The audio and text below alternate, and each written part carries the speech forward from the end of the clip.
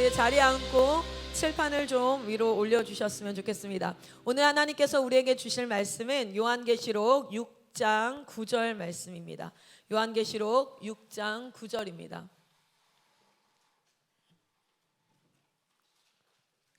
어, 2024년도를 시작하면서 하나님께서 요한계시록을 통해 이 마지막 때에 분별함이 있기를 하나님이 우리 각 공동체, 그러니까 우리 리뉴젠, MK, 올투젠 이 모든 세대와 올투젠 그리고 또 우리 삼천리 본부에 그렇게 하나님의 마지막 때를 향한 분별함이 있기를 원하시는 줄 믿습니다. 여러분 요한계시록을 통하여서 하나님께서 이 때를 향한 말씀이 무엇인지를 한번 알아가기를 소망합니다.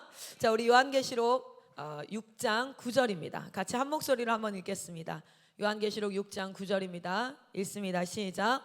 다섯째 인을 떼실 때에 내가 보니 하나님의 말씀과 그들이 가진 증거로 말미암아 죽임을 당한 영혼들이 제단 아래에 있어. 아멘. 아멘. 여러분 요한계시록은 언제 쓰여진지 아십니까? 여기로 이게 화면 때문에 이런 거구나. 그죠? 그럼 얘를 가져갈게요. 네, 잘 보이나요? 여러분 요한계시록을 읽을 때 우리가 참 주의해야 되는 것 중에 하나가 무엇이냐면 첫 번째, 여러분 성경은요 오늘 나에게 직접 하나님이 쓰신 편지일까요? 아니면 2000년 전 또는 2500년 전 하나님의 백성들에게 쓰신 편지일까요? 여러분 성경은요 언제 쓰여졌죠? 맞습니다. 여러분 성경은 2000년 전에, 사실 지금 우리가 볼 요한계시록이 마지막으로 기록되어진 성경이에요. 이 마지막으로 기록되어진 성경은 몇 년도에 기록되었다고 예측하는 줄 아십니까? AD 95년에서 96년 사이에 기록됐을 거야 라고 얘기를 해요. 그러면 기억을 해두세요. 그래도 마지막 성경은 기억을 해주면 좋겠어요. 자, 그러면은 100명 정도, AD 100년 정도니까요. 지금이 몇 년이죠? 2024년이니까 그러니까 이게 한 2000년 정도 된 거예요. 여러분 이 성경은요 1차적으로 누구에게 기록됐냐면 우리에게 기록된 게 아니에요. 이 성경은 1차적으로 누구에게 기록됐습니까? 당시에 이 성경을 받을 하나님의 백성들에게 기록된 것이에요. 요한계시록은 누구에게 기록됐을까요? AD 95년에서 6년 사이에 살아 있었던, 그래서 특별히 사도 요한이 편지를 쓰고자 했던 그 주변에 있던 교회들, 그 주변에 예수 그리스도를 믿는다라는 것 때문에 핍박을 받던 그 교인들에게 기록된 거예요. 그게 1차입니다. 그래서 우리가 성경을 해석하거나 기억을 할 때 꼭 해야 되는 게 뭐냐면 이게 지금 나의 상황에 직접적으로 다 와닿는 건 아니다. 왜냐하면 이것은 기록된 대상 자체가 2000년 전이라는 문화의 차이가 있어요. 여러분 이때 스마트폰이 있었어요? 이때 SNS가 있었어요? 이때 고속도로가 있고 차가 있어서 엄청 빠르게 왔다 갔다 하고 미국도 갈 수 있고 뭐 언제든 갈 수 있고 이런 것이 아니었어요. 그러니까 로마서를 읽다 보면 이런 얘기가 나와요. 사실은 차로 가면은 하루 안에 갈 수 있는 거리인데 내가 너희를 보기를 너무너무 원한다 라고 얘기하면서도 만나지 못하는 이유가 뭐예요? 한번 가려면요 한 달 이상을 작정하고 가야 돼. 그러니까 사실은 움직이기가 쉽지 않아요. 그런 시대적 상황이 다르다라는 거.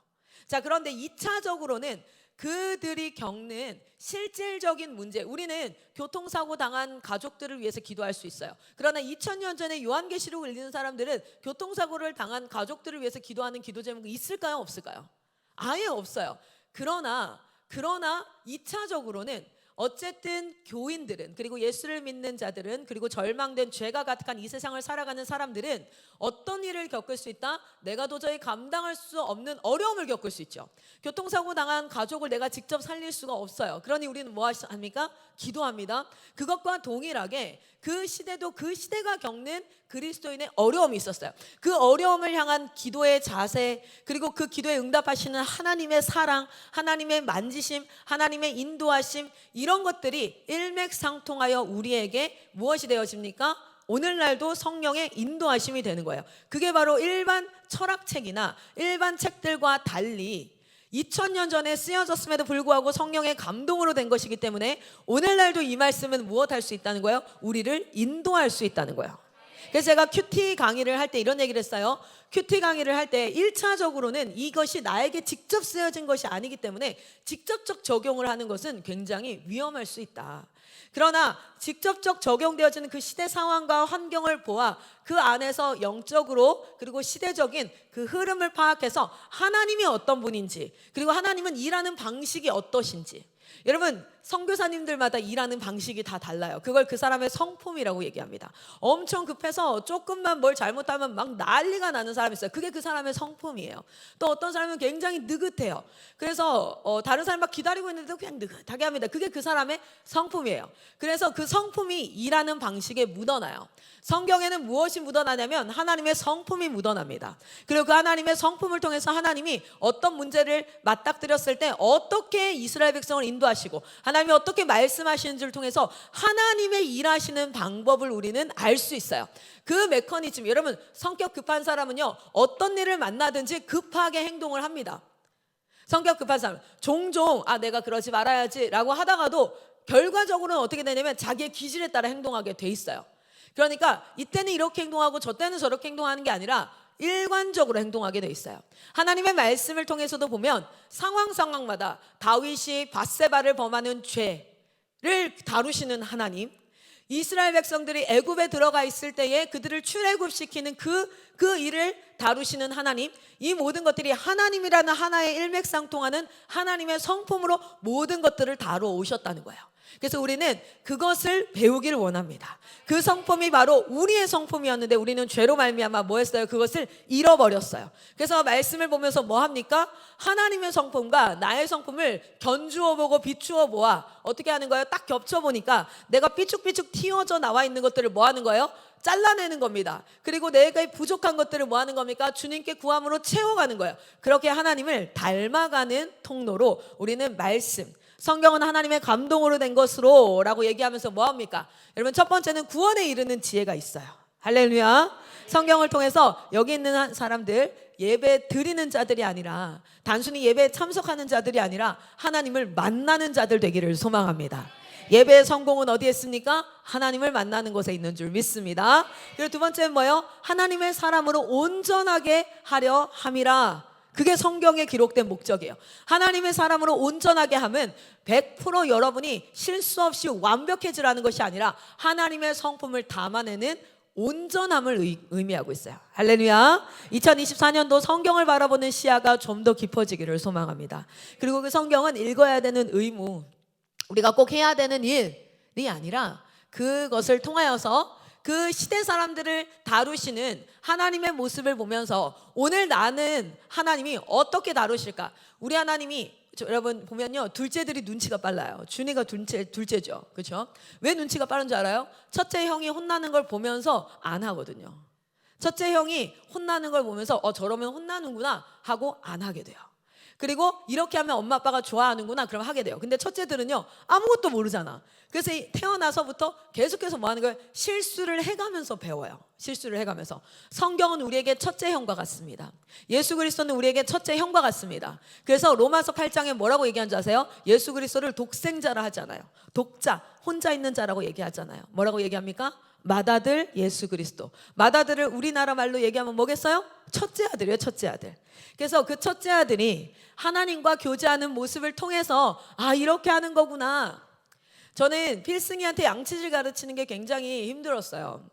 그런데 둘째는 하나도 힘들지 않았어요. 왠지 아세요? 형이 하고 싶은 걸 엄청 따라하고 싶어요. 둘째는 왜 태어난 줄 아세요? 당신은 사랑받기 위해 태어났잖아요. 둘째는 형아 따라하기 위해 둘째는 형아 하는 걸 무조건 하고 싶어요.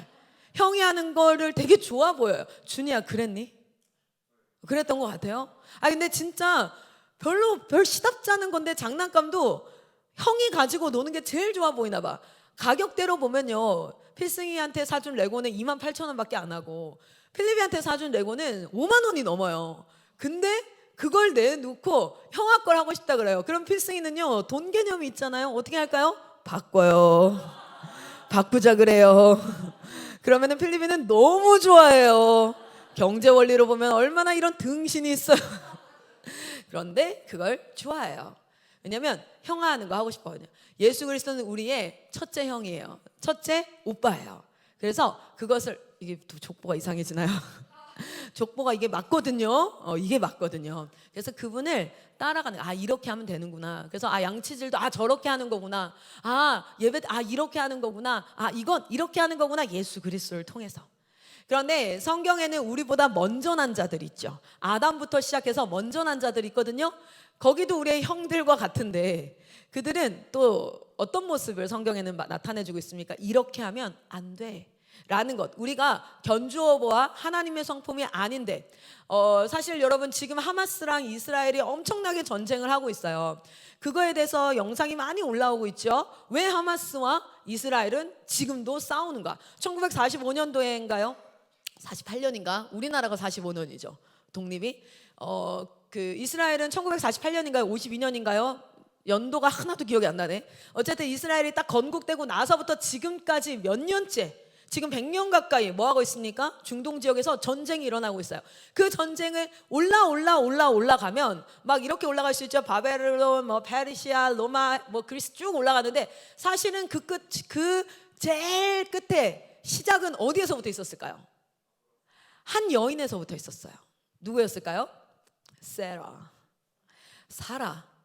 사라가 분명 아브라함에게 하나님이 약속했죠. 뭐라고 약속했어요? 하늘의 별과 같이 너의 자녀가 많을 거야 라고 약속을 했어요. 그런데 사라가 잉태를 해요 못해요? 아기를 못 낳아요. 몇 년 동안? 약 25년 넘게 못 낳아요.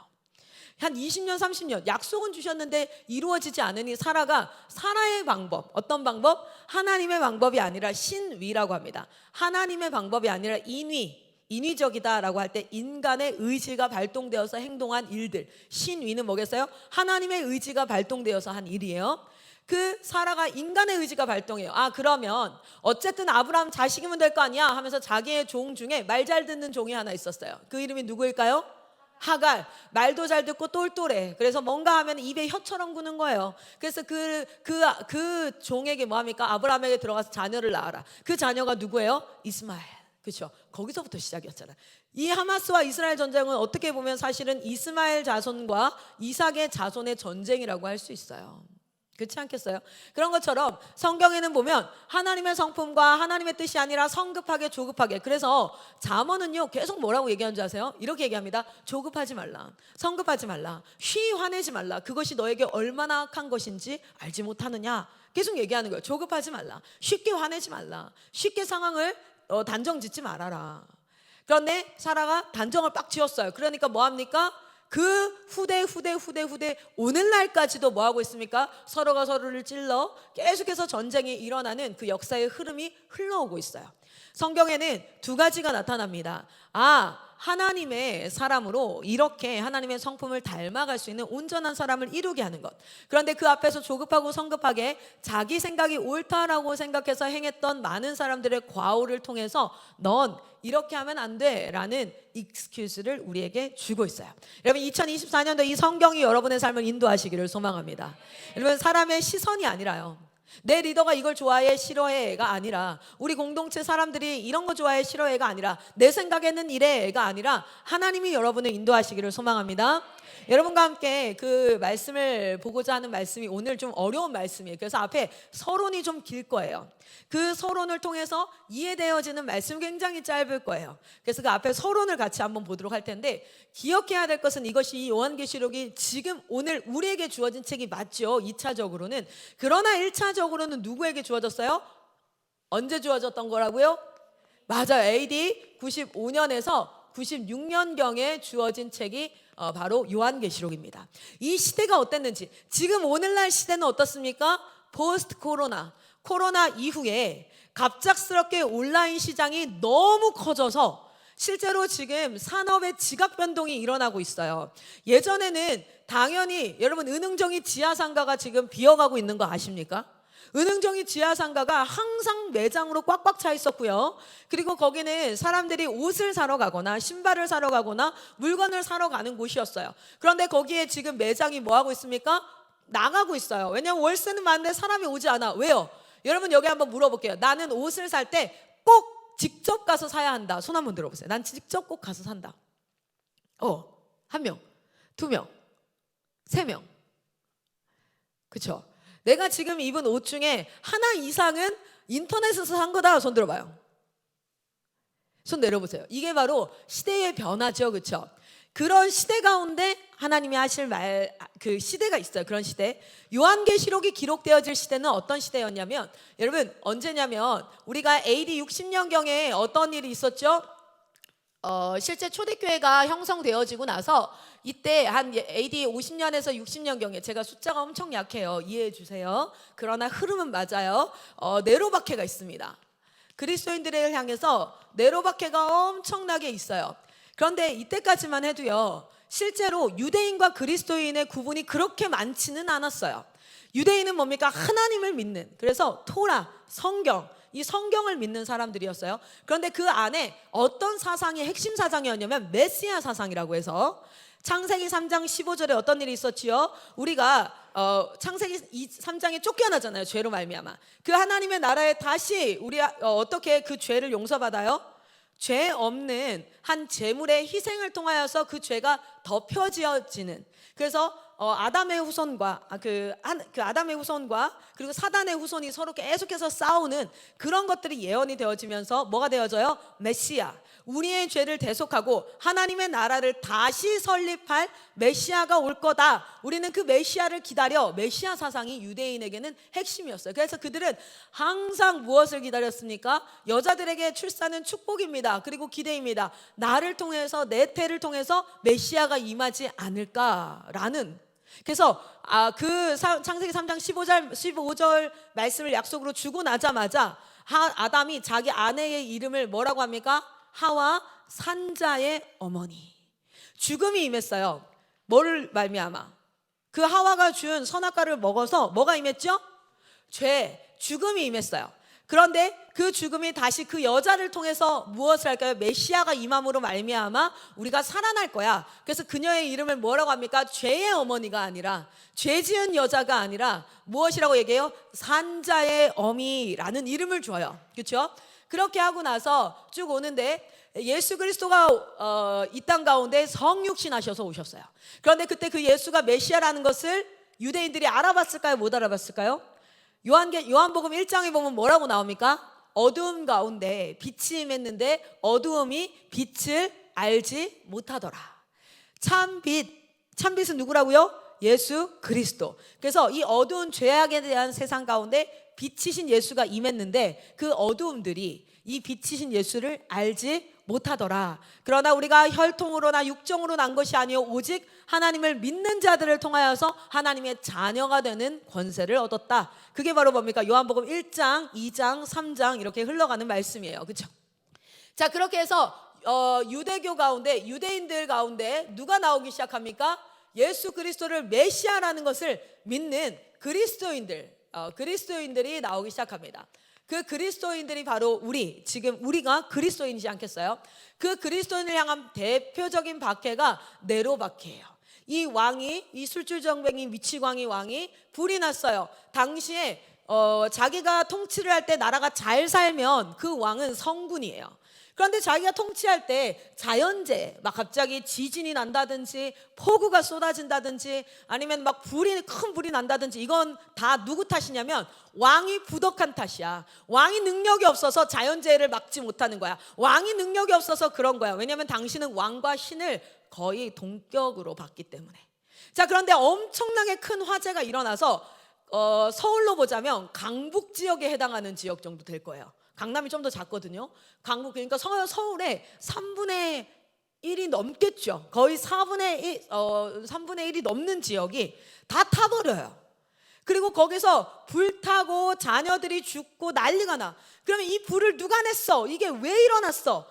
분명한 화재 원인이 있으면 그 사람을 잡으면 되는데 분명한 원인이 없으니까 누구를 잡기 시작해요? 왕을 향하기 시작해요. 그런데 마침 네로 황제는 궁에 있었을까 없었을까요? 별궁으로 떠나서 사냥을 즐기고 있었던 거야.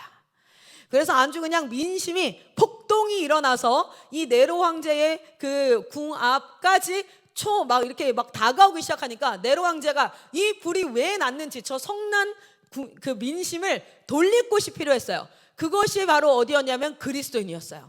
왜냐하면 당시의 그리스도인은 이방 나라의 무엇이었습니까? 식민지 나라의 속국으로 있는데 네로 황제를 왕이나 신으로 모시지 않고 본인들은 예수를 신으로 모십니다, 왕입니다 라고 얘기하던 시대니까, 그래서 그때 엄청나게 박해를 받습니다. 그래서 모든 군중들의 그 핍박을 받고 직업도 없어지고 살 수가 없는 상태가 되어져요. 그리스도인이란 이유만으로 직업을 가질 수 없어요. 그리고 같은 우물에서 물도 뜰 수 없어요. 그래서 물 뜨기 위해서 또 다른 우물을 찾아다니면서 전전긍긍하고 내가 그리스도인이라는 걸 숨겨야 되는 그런 시기가 지나가고 네로 박해를 통해서 뭐가 되어집니까? 디아스포라라고 얘기해요. 디아스포라. 박해가 있으니까 도저히 거기에 살 수가 없는 거예요. 그래서 어떤 일이 발생합니까? 그 지역으로 우리가 여기서 만약에 옮겨가면, 저번에 우리 코로나 딱 터졌을 때 한 팀이 우리가 한 150명, 200명 됐죠. 그게 다 같이 옮겨가기가 쉽던가요? 쉽지 않던가요? 쉽지 않아요. 그래서 어떻게 했어요? 중등팀은 중등팀끼리 가자, 고등팀은 고등팀끼리 가자, 고등팀에서는 수능반이랑 청년팀 나눠서 또 여기 있자 해서 우리가 3군데 4군데로 찢어졌죠. 왜냐하면 위기 상황에서는 함께 움직이기가 쉽지 않거든요. 그래서 이렇게 찢어집니다. 그래서 여기에서 각자 예배가 드려지고 교회가 형성되어지면서 그 주변으로 하나님의 나라가 확장이 되어지기 시작해요. 그리고 나서 AD 92년경에 도미티안이라는 한 왕이 또 집권을 합니다. 그런데 이 왕은요, 사실은 92년도가 아니라 약 80년도에 86년인가요? 제가 기억이 잘 안 나요. 항상 공부를 하지만 기억이 안 나는데 흐름은 맞아요. 그래서 도미티안이 집권을 하고, 그리고 나서 이 시기 가운데 여기는 실제 왕의 아들이 아니에요. 왕의 아들이 아니라 왕족이에요. 그러다 보니까 왕권이 약해. 왕권이 약해서 본인이 이 하나의 그 계획을 발표를 하고, 이 수도같이 생긴 성이라고 해야 돼요? 왕궁이라고 해야 돼요? 이거를 이렇게 옮기면서 자기를 왕이 아니라 신으로 부르는 그런 인사말을, 여러분 우리 본부에서 인사말이 있어요. 뭐라고 인사하죠? 알라블레라 스마일 이렇게 인사하죠. 근데 내가 오늘부터 이렇게 얘기하는 거예요. 자, 우리 알라블레라 스마일에서 할렐루야로 바꾸겠습니다. 그럼 바꿀 수 있죠? 할렐루야. 그리고 또 바꾸는 거예요. 클라라 멋있다 이렇게 바꾸겠습니다. 자, 그럼 우리 앞으로 인사할 때마다 클라라 멋있다 이렇게, 클라라가 신이다 이렇게. 여러분 잘 봐요. 그러면 여러분이 어느 생각이 들어요? 할렐루야로 바꿨을 땐 괜찮아요. 근데 클라라가 신이다, 클라라 멋있다 하니까 약간 거부감이 딱 들죠. 왜냐하면 여러분의 가치관과 사상에서 그거 아닌 것 같은데? 도미티안이 했던 게 딱 그거예요. 원래 인사들이 다 뭐였냐면 평안, 피스 어떻게 하지? 이건가? 이렇게요? 뭐 이렇게 하지. 뭐 락앤롤 뭐 이러잖아요. 그렇죠? 피스 뭐 이렇게 하잖아요. 그런데 그 인사를 로마 시대 때 뭘로 바꾸냐면 이렇게 바꿔요. 도미티안이 신이다. 그래서 또 까먹었다. 데우스가 신이거든요. 제우스 그거잖아요. 뭐 제우스 뭐 하여튼 뭐 있어요. 그렇게 바꿔 인사를 할렐루야에서 클라라가 신이다 이렇게 바꾼 거야. 그러니까 아무 생각 없는, 그리고 로마를 막 따라가는 사람들은 뭐 이름이 저러나 이러나 어쨌든 잘 먹고만 살면 되지 라고 하고 그냥 뭐 그러라 그래. 지가 신은 무슨 신이야. 그러나 그렇게 하라니까, 그렇게 안 하면 다 반역으로 알겠다 이렇게 하니까 아우 그러라 그래, 인사 받으라 그래, 그래 네가 신이다 이러고 인사하고 다녀. 그런데 그리스도인에게는 그 인사를 하라는 것 자체가 뭐가 됩니까? 그거는 뭐가 될까요? 내 신앙에 뭐가 되어져요? 걸리는 거예요. 이건 아닌데, 사람들은 그냥 다 지나갈 수 있는 세상의 문화인데 나는 그걸 지나갈 수가 없는 거야. 그래서 그들이 안 해요. 안 하고 반대를 하기 시작합니다. 그랬더니 여러분 아세요? 왕권은 약하지. 진짜 왕이 다 총 쏴 죽였으면 그렇게 하기 힘들었을 텐데 왕권은 약하지. 그리스도인들 우리가 네가 어떻게 신이야? 아니야 라고 얘기하니까 로마인들도 그래 지가 무슨 신이야 하면서 그게 한번 이렇게 정책이 뻐그러져요. 그러면서 도미티안 안에는 어떤 마음이 생기냐면 저 그리스도인들이 나를 개무시했어. 수치감이 엄청나게 찾아옵니다. 그리고 나서 도미티안이 차근차근 뭘 하냐면 왕권을 강화해요. 왕권을 강화하고, 그 왕권을 강화하고 나서 92년이 왜 중요하냐면 그때 하려고 했던 인사말 바꾸는 것, 그리고 동전, 모든 화폐에다가 자기의 이름을, 자기의 얼굴을 새기고, 그리고 신전을 만들고, 그리스 신전이라든지 이런 걸 만들면서 자기도 그 신전을 만들고 하는 왕의 권한을 강화하는 사역을 이때부터 본격적으로 시작하면서 다시 그때 했던 인사말을 바꾸는 거래요. 근데 이때는 그것을 하지 않는 자는 즉각 처형합니다. 즉각 총을 쏴서 죽여버리는 거예요. 그렇게 이제 그 강화된 왕권에서 다시 한번 시작이 되니까 로마 사람들은 다 그냥 네가 신이다 이러고 인사하는 거야. 너가 신이에요 이러고 다 인사. 아무 상관없어. 내가 먹고 사는데 지가 신이든 아니든 상관없어. 그냥 나라만 잘 다스려 주면 돼. 전쟁 났을 때 다른 나라한테 막 짓밟혀갖고 노예로 잡혀가지만 않게 네가 잘해주면 돼 하고 이렇게 했는데, 그리스도인들에게는 또다시 뭐가 찾아왔을까요? 신앙의 부딪힘이 찾아온 거예요. 그리고 그때 이들이 반발이 일어납니다. 넌 신이 아니야 라고 인사를 하지 않아요. 그 소식이 도미티안에게 들어가고, 옳다구나, 너네는 뒤졌어. 너네 그때 나 처음 왕 됐을 때 너네 때문에 내가 완전 쪽팔림 당했거든. 왜냐하면 로마는 아무리 왕이 있어도요, 뭐가 있었어요? 의회라는 게 있었고요. 그 의회가 뭐합니까? 손을 들어주고 함께 꾸려가는 형태로 구성이 되어져 있었어요. 그러니까 왕이 의견을 냈는데 무시당해갖고 그게 안 됐어. 그럼 엄청 쪽팔린 거야, 그게 사실은. 아, 진짜 이게 무슨 가오한 살게 이렇게 되는 거야.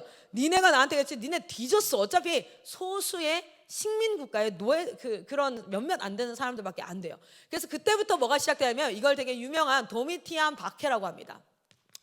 도미티안 박해 때는 그 전에 네로 황제 박해 때, 그리고 카타콤 이런 이 네로 황제 박해 때 카타콤이 형성되잖아요. 실제 카타콤이 지하 몇 층까지 있다 그래요? 지하 23층 높이까지 있대요. 그러니까 한 층당 3m 정도로 생각을 하면, 3m 아니고 2m로 생각해 보세요. 그때 그렇게 높게 팠겠어요. 1m라고 생각해도 지하로만 23m 내려가요. 지금 여기가 몇 층이죠? 3층 예배당. 3층 예배당이 지금 지상으로부터 10m가 안 돼요. 이게 지하로 2배 이상, 2.5배 이상 밑으로 판 거야. 그때 굴착기가 있었겠어요? 그때 뭐 기구가 있었겠어요? 철이 지금처럼 단단했겠어요? 정말 돌로, 손으로 피해서, 박해를 피해서, 무서워서 피해서 그걸 파기 시작한 게 23m까지 내려가는 거예요. 1m라고만 생각해도 23m인 거예요. 그게 이제 카타콤이 형성되고, 거기서 잡아 나오면은 뭐합니까? 사자와 늑대와 개를 굶주려서, 사자와 늑대와 개를 2주 3주를 굶주려서 누구를? 이스라엘 우리 그리스도인을 잡아와서 경기장에서 사람들 다 앉혀놓고 홀딱 베끼고, 너는 제우스야, 목에다가 제우스 판넬 붙이고, 너는 제우스 안에 이름 뭐죠? 헤라인가요? 헤라, 너는 누구? 막 이렇게 붙여서 그리스 로마 연극을 시키는 거예요. 근데 그리스 로마의 그들이 말하는 예배 제사의 끝은 어디입니까? 성관계예요, 성관계. 그래서 그거를 로마 경기장에서 다 시켜요. 그리고 나서 뭐합니까? 그들이 마지막 절정에 달하면 뭐합니까? 사자들과 개와 늑대를 굶주린 그것을 풀어서 거기 있는 애든지 어른이든지 누구든지 상관없이 다 잡아 먹을 때까지 뭐예요? 그것을 관람하고 지켜보고, 그리고 또 그 다음날 또 그 연극이, 여러분 그 로마 경기장은요, 경기장의 역할은요 많이 하지 않았어요. 경기장의 역할은 실제로 1년에 한 번 정도, 로마 경기장은 사실 극장이었어요. 극장은 뭐 하는 겁니까? 연극을 하는 거예요. 연극하려면 배우가 있어야죠. 그 배우를 누구를 시키냐면 그리스도인들을 홀딱 베껴서 그걸 시키는 거예요. 그리고 나서 거기서 마지막 피날레, 마치 우리가 그 마지막 그 캠파이어가 진짜 피날레인 것처럼, 마지막 피날레가 뭡니까? 그들을 뭐합니까? 십자가에 매달아 가지고 화형을 시키고, 그래서 불꽃이 일어나는 그 가운데, 실제 사진이 그래요. 그 가운데서 뭐합니까? 굶주린 사자들과 늑대와 개가 나와서 그들을 잡아먹는, 그게 마지막 피날레로. 그렇게 네로 박해를 당하다가 네로가 이제 죽고 괜찮아져서 박해의 시대를 살아가지만, 이렇게 살다가 다시 도미티안 박해가 시작되니까 그들이 다시 카타콤으로 막 숨어 들어가요. 실제 도미티안 박해는요 96년, 이건 기억난다요.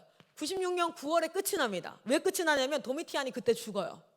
도미티안이 죽고 나서 이게 끝이 나는데, 실제로 보면 약 4년 정도가 지속된 거라고 보여졌죠.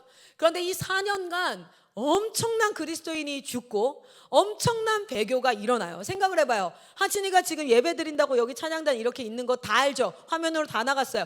그런데 갑자기 그리스도인은 다 죽여버린대. 근데 너만 죽이는 게 아니라 니네 엄마, 아빠, 니네 누나 다 죽인대. 그러면 하진이한테 묻는 거예요. 너 그리스도인이 아니야. 사람들 검열하듯이 그 마을에서 뭐 하는 겁니까? 통과하면서 너 그리스도인이 아니야. 너 그리스도인이 아니야. 그거를 하는 거예요. 거기에 이제 이 마을로 들어가려면, 이 출입을 하려면 거기를 무조건 지나가야 돼. 그리고 하진이의 차례가 차근차근 돌아옵니다. 그러면 두 가지 불안함이죠. 하나는 뭡니까? 사람들이 다 알아. 우리 동네 사람들이 다 알아. 내가 그리스도인인 거. 그런데 그거 내가 아니라고 얘기했을 때 사람들은 어떻게 반응할까? 그리고 두 번째 뭡니까? 그걸 다 떠나서 내가 그리스도인이 아니라고 해야 되는 건가? 그런데 그 상황에서요, 배교가 두 가지 형태로 일어나요. 하나는 진짜 야 내가 그것 때문에 저 아닌데요. 단번에 진짜 믿음 없으면 배교가 있다면, 믿음이 있고 예수를 만났어요. 여러분, 예수를 만난 믿음이 뭐 처음부터 다 100도씨로 뜨거워요? 아니에요. 진짜 그는 예수를 만났어요. 그래서 응애 태어났어요. 그래서 신앙의 생활을 하나하나 해가고 있어요. 주님을 알아가는 게 즐겁고, 그런데 또 때로는 예수가 있는지 아닌지 잘 모르겠고, 어쨌든 그런 삶을 살아가고 있어요. 그런 사람들이 뭐 하는 거냐? 배교하는 거예요. 그 신앙에 나이가 점차 들어가야 될 그 사람들에게 그런 시간이 주어지지 않고, 그래서 그때는 두 가지 배교가 일어나요. 실제 그래서 이 박해 시대가 끝나고 나면 그들을 용서하는 또 어떤 하나의 제도가 생기기도 합니다. 어쨌든 이 4년간 진짜 사실은 네로 박해보다 훨씬 더 잔인한 박해가 도미티안 박해였고, 그 잔인함을 제가 굳이 뭐 이 아침에 다 얘기할 필요가 있겠습니까? 그러나 이 도미티안 박해 때 누가요? 사도 요한이 반모섬으로 유배가 되는 거예요. 이때 되기 전에 12제자들이 다 죽죠. 그리고 사도 요한이 살아남습니다. 그리고 사도 요한이 이때 모든 그리스도인의 영적인 지도자예요. 생각을 해보세요. 베드로였어요. 그리고 도마였어요. 그런데 사도 바울이었어요. 그런데 그들이 뭐합니까? 다 이제 순교합니다. 펄펄 끓는 기름가마에, 또는 십자가의 거꾸로, 또는 창에 찔려서, 또는 그 사람의 행적이 어디 간지도 모르게, 죽었는지 살았는지도 모르게 전도자의 삶을 살다가 믿음의 선배들이 하나님의 나라로 다 떠납니다. 그리고 이제 진짜 그들이 영적으로 지지하고, 그리고 신뢰하고, 그리고 정말 의지하고 하는 그 한 지도자가 남아있어요. 그게 누구냐면 사도 요한이에요. 그리고 그 사도 요한이 반모섬으로 뭐가 됩니까? 유배가 됩니다. 우리 요한계시록 1장을 한번 봅시다.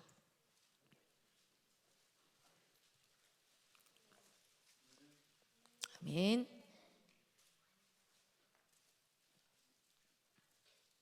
요한계시록 1장 9절을 한번 보도록 할게요. 요한계시록 1장 9절.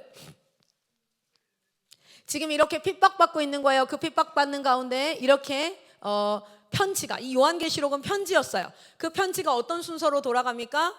여기가 이제 반모섬이면 여기가 에베소, 서머나, 버가모, 순서 바뀐 것 같다. 버가모, 뭐 쭈쭈쭈쭈. 맨 마지막 7교회 제일 마지막 누구죠? 빌라델피아인가요? 찾아봐요. 라우디게아. 이렇게 지역이 이렇게 돼 있어요. 그래서 이 반모섬에서의 편지가 어디로 갑니까? 에베소에서부터 쭉 편지가 여기까지 가요. 이 사도 요한이 하나님으로부터 받은 말씀, 이 핍박 가운데 하나님으로부터 받은 말씀, 그 비전, 그 하나님의 말씀이 어디로요? 이렇게 교회들로 갑니다. 자, 그때 우리 한번 봅시다. 요한계시록 1장 9절입니다. 같이 읽습니다. 시작. 나 요한은 너희 형제요 예수의 환난과 나라와 참음에 동참하는 자라. 하나님의 말씀과 예수를 증언하였으므로 말미암아 반모라 하는 섬에 있었더니. 아멘. 이 요한은 나이가 굉장히 많이 들어서 그 당시에 실제로 경기장에서 죽이는 사람도 있었고, 마을 어귀에 달아서 불에 태우는 사람도 있었고, 여러 사람도 있었지만 또 대거 많은 사람들을 유배를 보내서 섬에다가 가둬가지고 일을 시키고 노동을 시키거나 뭐 이런 경우도 있는데, 실제 요한은 어떻게 됐습니까? 반모라 하는 섬으로 보내집니다. 이유가 뭡니까? 그 앞에 이렇게 나와요. 하나님의 말씀과 예수를 증언하였으므로 나는 그곳으로 갔다 라고 나옵니다. 그 시대 가운데 여러분, 예수의 환난과 그의 나라와 그의 나라를 향한 참음에 동참하는 자가 바로 나야. 우리 이렇게 구절로 간단하게 기록되어져 있지만 실제로 그 당시는 목숨이 왔다 갔다 하고 내 가족이 죽을 것 같은 그런 핍박과 고난, 그래서 내가 언제든 신앙을 버려도 이상하지 않을 것만큼 핍박을 받던 그 시대였던 거야. 자, 그 시대 가운데 이 사도 요한이에게 하나님의 말씀이 임해요. 여러분 진짜 잘 기억해야 되는 게 무엇이냐면요, 여러분 고난받고 핍박받는 것, 그것은 사실은 제가 이번에 소망이가 아프면서요, 소망이가 아픈 것 되게 가슴이 아파요. 그런데 지금 이렇게 하나님 앞에 이 길을 지나갈 수 있는 건 사실은 순간순간 너무 가슴이 아파요. 어제도 그 아이가 피를 뽑는데 혈관이 얇아요. 그러니까 피를 뭐 한 5cc를 뽑아야 돼. 그래서 발등, 이쪽 발등, 이쪽 팔, 피가 안 나와. 그래서 결국엔 여기를 뚫었어요.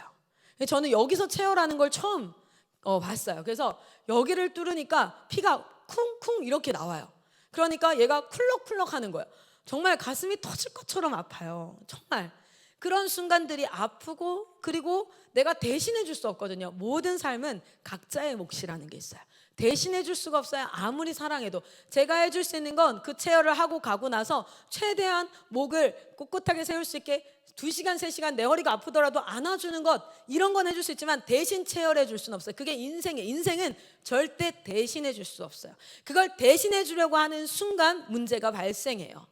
어쨌든 그런 아픔이 있지만 그 고난과 어려움 가운데서도 제가 그래도 지금 숨을 쉴 수 있겠는 건 이번 제가 바쁜 사역 가운데 말씀 준비하고 이렇게 하느라 참 그랬는데, 이번 기간을 통해 제가 말씀을 계속 볼 수 있는 24시간을 내가 말씀을 볼 수 있고, 지금 예레미야와 요한계시록을 같이 공부하고 있거든요. 다시 그렇게 할 수 있으면서 그 안에서 하나님이 말씀의 약속을 주시는 거예요. 그러니까 이게 그냥 내가 어거지로 하나님이 고쳐주실 거야 이게 아니라, 말씀을 읽는데 이 말씀이 지금 우리 소망에게 주시는 말씀이구나 라는 걸 알겠는 거예요. 그러니까 성령께서 나에게 말씀을 주시니까 이 시간을 통해서 클라라야, 너의 사역을 다시 한번 재정비하고 단단하게 할 거야. 이 시간을 통해서 첫사랑을 회복하는 시간이 될 거야. 이 시간을 통해서 네 안에서 발람의 꾀를 제거하는 시간이 될 거야. 이 시간을 통해서 너의 길과 행위를 바르게 하는 시간이 될 거야. 내가 너희에게 이 시간을 주면 네가 하나님 앞에 더 깊게 가난한 마음을 가지기 위함이야. 이렇게 말씀을 계속 주시니까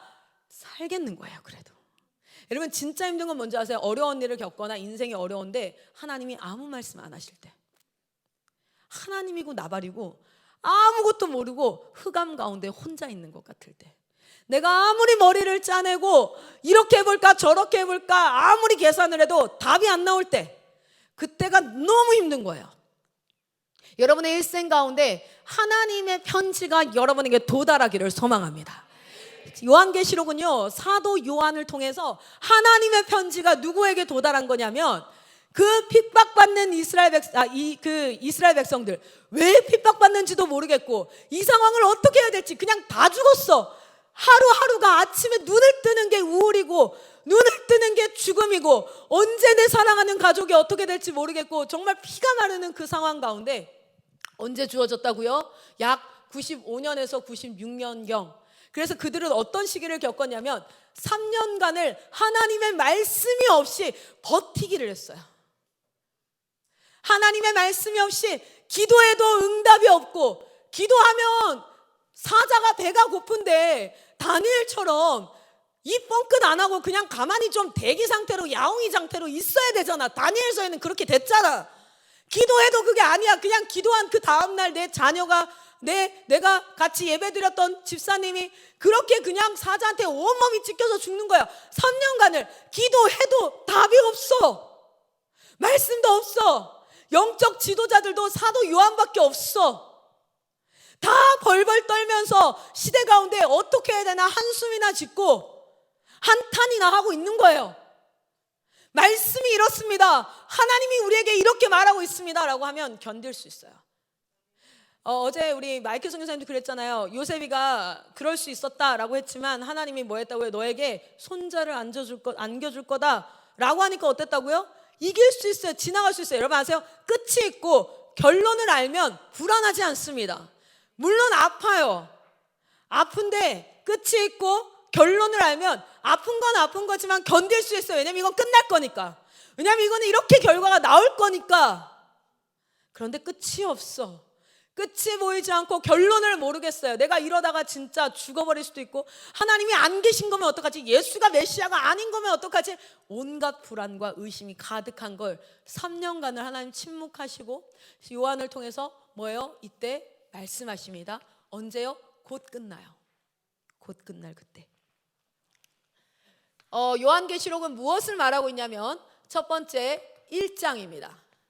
총 7가지로 얘기를 하고 있어요. 이거는 꼭 아셔야 돼요. 그리고 이거를 하나하나 이제 여러분, 모든 사람이 신학자가 될 필요는 없지만 하나님의 말씀을 연구하고 공부하고 알아가고자 하는 침노함을 잃어버리는 세대는 하나님의 통치함을 잃어버리는 것과 같아요. 그렇기 때문에 이 말씀을 꼭 배우셔야 돼요. 자, 요한계시록뿐만 아니라 성경 66권이 다 그렇습니다. 제가 큐티로 계속해서 하나님 말씀을 공부하면서도 특별히 큐티하면서 그 해에 꼭 공부하고 싶은 장이 있어요. 그러면 제가 작년에는 히브리서와 신명기와 출애굽기였어요.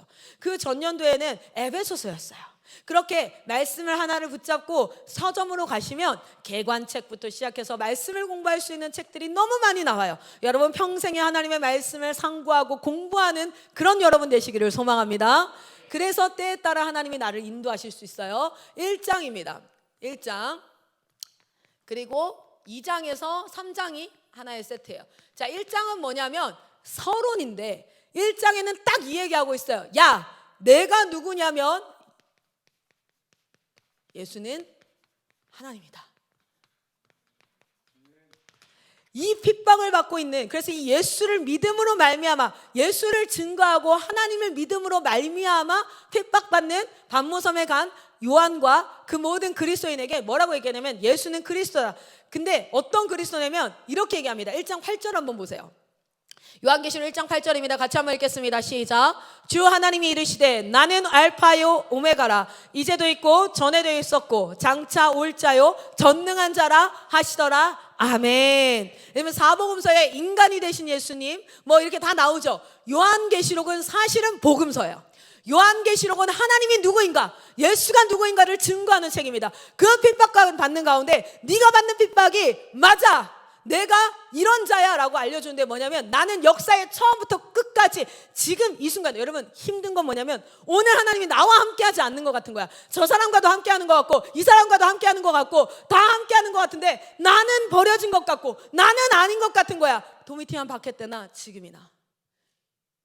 듀쌤 그런 생각 들어본 적 없어요? 클쌤이랑은 하나님이 함께하는 것 같아. 마쌤이랑은 함께하는 것 같아. 근데 나랑은 함께하는 것 같지 않아. 그게 바로 뭐냐면 삶 가운데 사단이 주는 유혹입니다. 그리고 그것으로 이간질하죠. 여러분 믿음에서 떨어지게 하기 위하여서. 그런데 뭐라는 줄 아세요? 각 사람에게 얘기합니다. 나는 이전에도 있었고 장차 올 자이시며 지금도 너와 함께하는. 그런데 하나 더 붙여요. 나는 전능하신 하나님이라. 나는 전능하신 하나님이라. 여러분의 삶 가운데 어둠 가운데 있는 것 같아요. 여러분이 예수를 믿는, 그리고 그 예수를 믿음으로 말미암아 예수를 주라 증거하는 일 때문에 고통받고 손해당하고 인생이 계속해서 어려워지는 것 같아요. 그 자리에서 하나님이 이야기하시는 겁니다. 나는 이전에서 있었고 지금도 있으며 장차 올 자 전능하신 하나님, 그 하나님이 너의 하나님이다. 할렐루야. 이 핍박받는 교회들이 이 카타콤에서 이 편지를 구전으로 전해 듣고 편지로 전해 듣고 읽는 소리로 전해 들었을 때 제 1장에서 진짜 듣고 싶었던 건 뭔지 아세요? 나의 주, 나의 하나님. 이게 뭐냐면 나의 주 자리에 나의 주, 나의 하나님, 이 하나님 자리에 도미티안이 들어갔어요. 당시 인사가 이거였어요. 나의 주, 나의 도미티안. 그런데 그들이 뭐라고 하고 싶었던 거예요? 나는 네가 아니라 나의 주, 나의 하나님 예수 그리스도. 1장 1절은 뭘 나타내고 있는지 아세요? 너의 주, 너의 하나님, 나는 전능자라. 할렐루야. 이 찬양 기억나시면 나의 사랑 너는 어여쁘고 참 귀하다, 어느 보석보다 귀하다. 내가 사랑스럽지 않을 때 너를 온전히 사랑하고 너와 함께하 내가 이 찬양 제목이 뭔지 아세요? 나의 하나님이거든요. 보세요. 요한계시록 나중에 가다 보면요, 8장, 9장, 19장인가요? 나의 주, 나의 하나님 계속 나와요. 나의 주, 나의 하나님. 우리 1장 8절에 그 사람들에게 내가 이런 자야 라고 얘기하는 겁니다. 지금 이 상황과 환경 가운데. 근데 이건요, 이 요한계시록은요, 언제 이게 진짜 제대로 읽히냐면, 여러분 앉아서 신년 예배 드린다고 이러고 앉아있고 그렇구나, 아니요. 진짜 예수 이름을 믿는 것 때문에 인생에 손해를 보고 고난을 당할 때, 내 부모가 반대하고 내 자녀들이 아빠 사역하는 것 때문에 내가 이렇게 사는 거야 라고 하고, 내가 하나님을 믿음과 예수를 주라고 시인하는 것 때문에 고통당하는 자들이 요한계시를 읽으면 하나님을 지대로 만나는 거예요. 요한계시록 말씀이 힘이 없어서가 아니라, 이 시대 가운데 왜 요한계시록이 그토록 사단들에게 자기의 권익을 채우는 데만 쓰이냐면, 그리스도인이 요한계시록을 잃어버렸어요. 그리스도인이 요한계시록에서 은혜를 받지 못해요. 그리스도인은 요한계시록 그냥 어렵고 무서운 책인 거예요. 왜요? 이 책이 쓰여진 대상이 누구냐면, 하나님을 믿는 믿음으로 고난당하던 사람들, 하나님 예수를 주라고 시인하는 것을 위해서 자신의 인생을 던진 사람들에게 기록된 책이에요. 그들에게는 이 책이 무엇이냐면 소망이고, 이 책이 힘이고, 이 책이 진리이고, 이 책이 오늘의 고난을 이길 수 있는 나의 힘과 방패와 도성이 되는데, 내 인생의 유익을 찾는 사람에게 뭔 개소리야, 뭔 상관이야 이게. 뭐 이렇게 어려워. 한국교회가 요한계시록을 잃어버린 것은 신천지가 날뛰어서가 아니에요. 한국교회가 요한계시록을 잃어버린 것은 하나님을 믿는 믿음과 예수를 주라고 시인함으로 받는 고난을 잃어버렸기 때문이 아닐까 싶어요. 여러분 인생 가운데 요한계시록이 5번째 복음서가 되기를 축복합니다. 고난받는 자들에게, 십자가의 길을 걸어가는 자들에게는 이것이 예수가 누구인지만을 증거하는, 이 고난을 받기에 합당해, 충분해, 내 생명과 바꿔도 아깝지 않아. 그래서 나는 오늘도 그 굶주린 사자의 입 앞에서 배교하지 않고 내 목을 내어주고, 내 자녀에게도 오늘 그것 때문에 죽임당해야 되는 내 자녀에게 이 아이를 살리기 위해서 거짓 증언하는 것이 아니라, 딸아 천국에서 만나자 라고 이야기하며 당당하게 죽어라, 예수 위에 죽어라 라고 얘기할 수 있는 근거가 되는 복음서가 되는 거예요.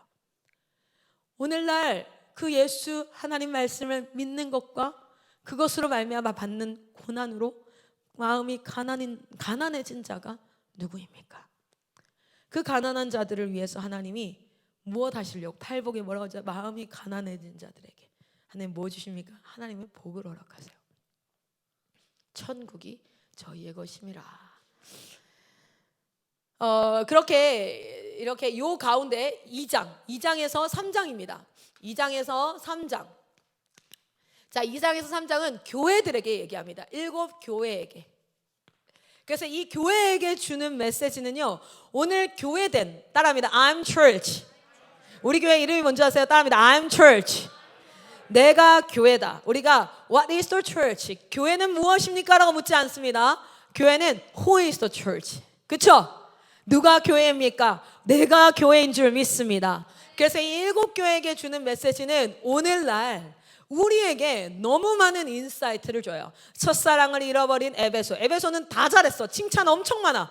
칭찬이 너무 많은데 딱 얘기해요. 넌 첫사랑을 잃어버렸다. 무슨 뜻인지 아세요? 하나님을 향한 사랑을 잃어버리고도 사역 잘한다고. 하나님을 향한 사랑을 잃어버렸어. 이미 지쳤어. 마음에서 떠났어. 그래서 너는 사랑이 식었어라고 하지 않아요. 너는 사랑을 어디에서 떨어뜨렸는지 봐라 이래요. 네가 열심히 사역하느라 너 사랑 거기 떨어뜨렸어. 하나님을 향한 사랑. 그래서 그 사랑을 잃어버리고도 사역 너무 잘해요. 에베소서 칭찬 엄청 받아요. 칭찬할 거 많다 그래요. 그런데 너는 첫사랑을 잃어버렸다. 잃어버린 그 자리로 가져가서 다시 그것을 찾아라 이래요. 그게 오늘날 우리 교회인 우리에게 주시는 수많은 인사이트. 버가모를 향해서, 서머나를 향해서 끝까지 충성되라, 발람의 꾀에 대해서 막 이런 얘기를 하죠. 그 얘기들이 여러분에게 은혜가 되셔야 됩니다. 오늘날 특별히 하나님의 말씀을 따라 살아가고 증거하고 예수를 주라 시인하는 그 삶에 헌신된 자들이라면 이 2장과 3장은 계속해서 돌아보면서 읽으면 여러분에게 지침서가 될 거예요. 어떤 지침서? 마지막 때를 살아가는 교회된 우리가 경계해야 될 것들과 추구해야 될 것들의 지침서. 그래서 요한계시록 2장과 3장은 여러분 이 시대를 살아가는 자들에게 지침서가 될 겁니다. 올 한 해 가운데 이 7교회를 향해서 주시는 말씀이 여러분에게 많은 은혜 주시기를, 많은 은혜 내려주시기를 축복합니다. 아멘. 그렇게 7교회를 향해서, 특별히 제가 요 7교회 묵상하다가 너는 죽도록 충성하라 이런 얘기 나오잖아요, 그렇죠? 거기 나오거든요. 죽도록 충성해라. 저는 그 말이 일시키는 하나님 같았어요. 죽도록 충성해 이렇게. 그런데 그 충성이라는 단어가 또 까먹었다. 피스티스 맞아. 언제 어떻게 알았죠? 맞아요. 페스티스 하면은 이게 충성이라는 단어인데 사실 이게 똑같이 쓰이는 또 단어가 있어요. 왜 우리도 배 하면은 배, 또 뭐가 있죠? 배, 그렇게 있죠. 눈 하면 눈 이렇게 있죠. 페스티스 이것도 뭐가 있냐면 충성이라는 단어가 있지만 또 뭐가 있을까요? 신실, faithful, 신실. 그래서 하나님은 죽도록 충성해서 이래 이게 아니라 죽도록 충성하라는 건 오직 주님이 주 되시는 것, 그것을 신실하게 어떤 상황이든 네가 질병을 얻어서 곧 죽을 것 같아? 그때에도 죽도록 충성하라. 뭐예요? 신실하라. 네가 사역을 하다가 사람들에게 손가락질을 당해? 그때도 죽도록 충성하라. 신실하라.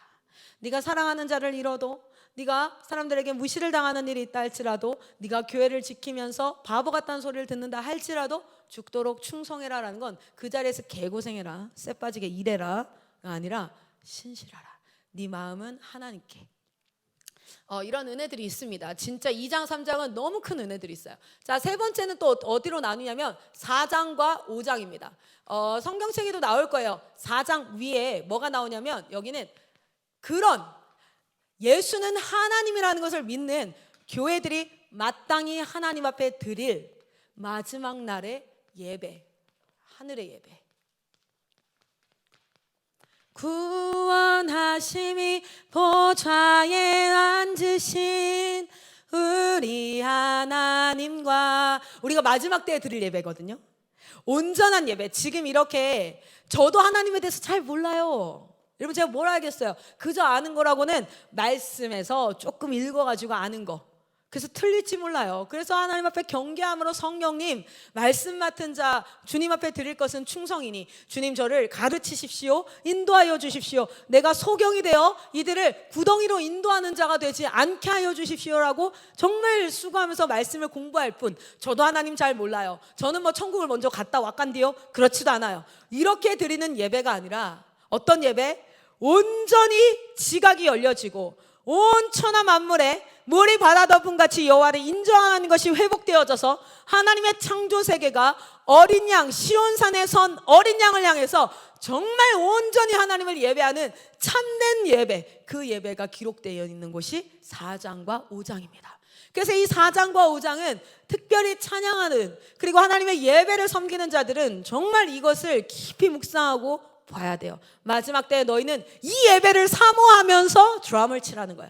이 예배를 사모하면서 말씀을 전하는, 이런 예배를 사모하면서 샌드를, 이런 예배를 사모하면서 말씀으로, 회중으로, 카메라로 이런 예배를 사모하면서 이 예배, 모형된 이 땅에서의 예배를 드리라는 거예요. 아니 이렇게 보석과도 같은 말씀을 왜 안 보고 있었지 우린? 이라는 생각이 든다면 오늘 하나님이 저에게 마이크 잡게 하신 목적을 좀 성취한 것 같아요. 그래서 이 하늘 예배에서 대표적으로 나오는 게 누구냐면 24장로에 대한 이야기가 나오고요.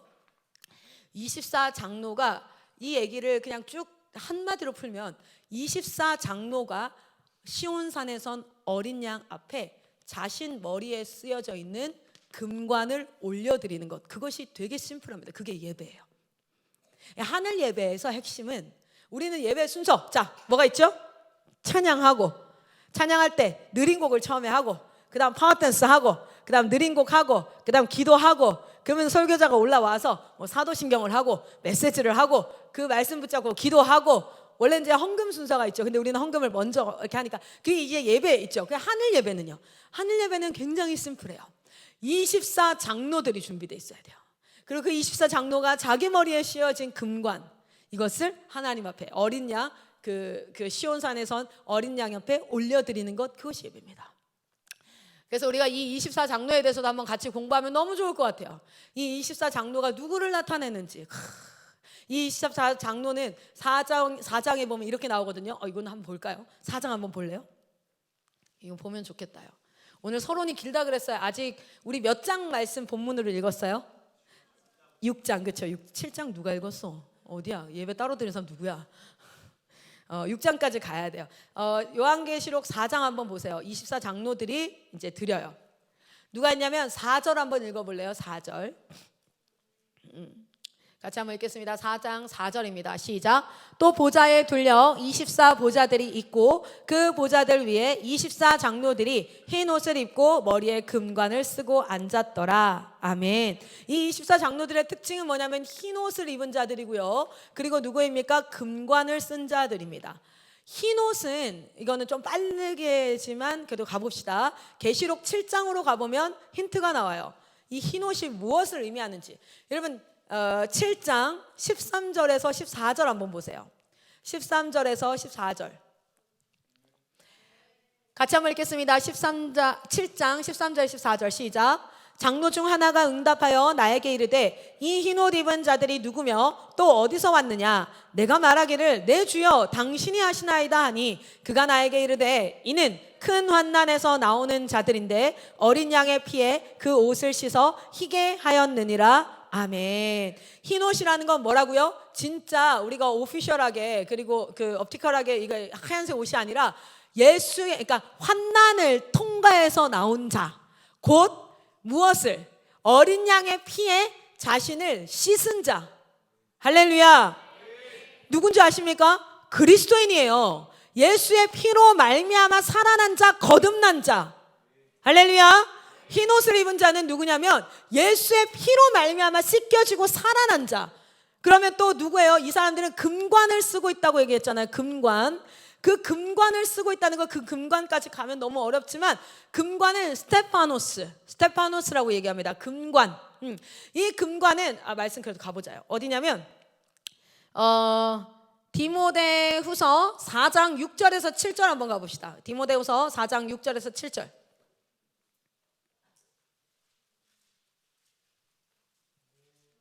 우리 같이 한번 읽겠습니다. 디모데후서 4장 6절 7절 시작.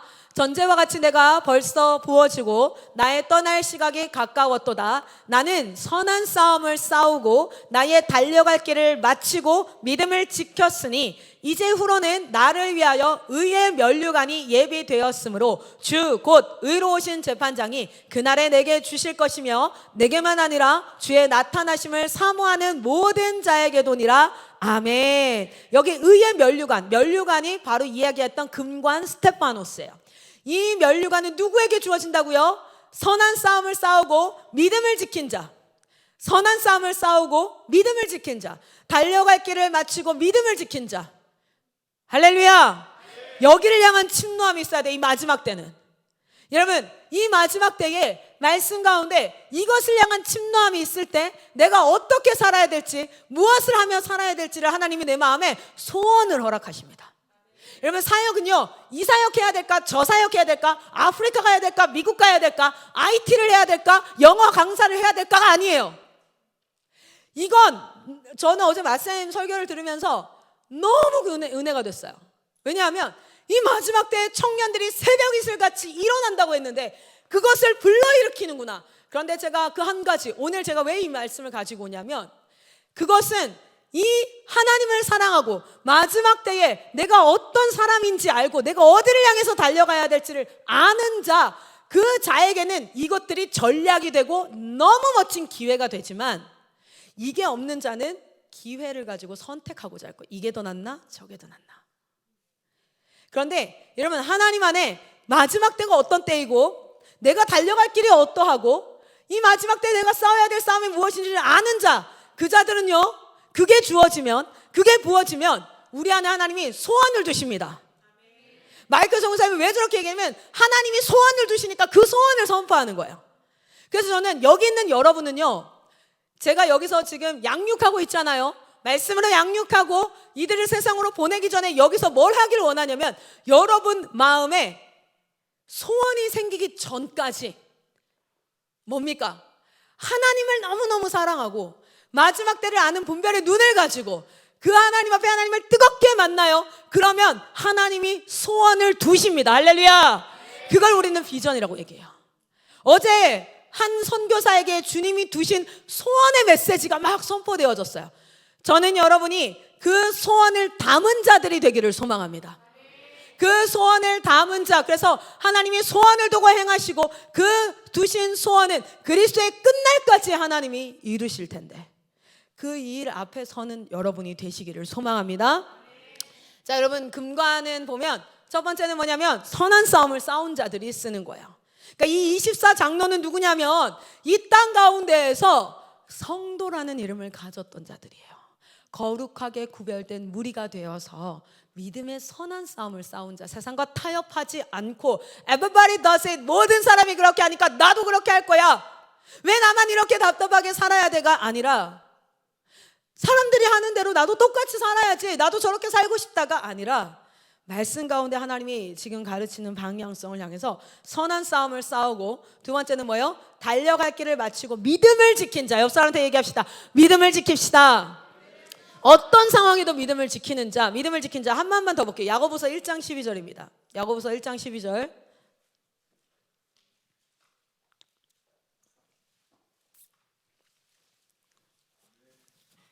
야고보서 1장 12절 한번 읽겠습니다.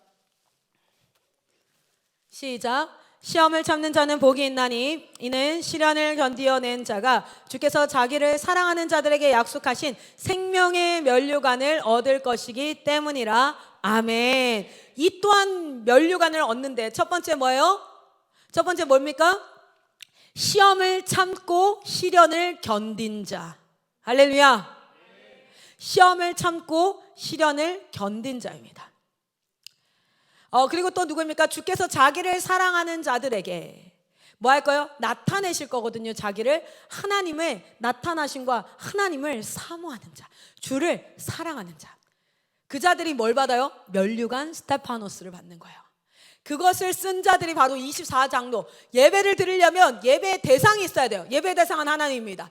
예배자가 있어야 돼요. 그 예배자가 누구냐면 24장로들이에요.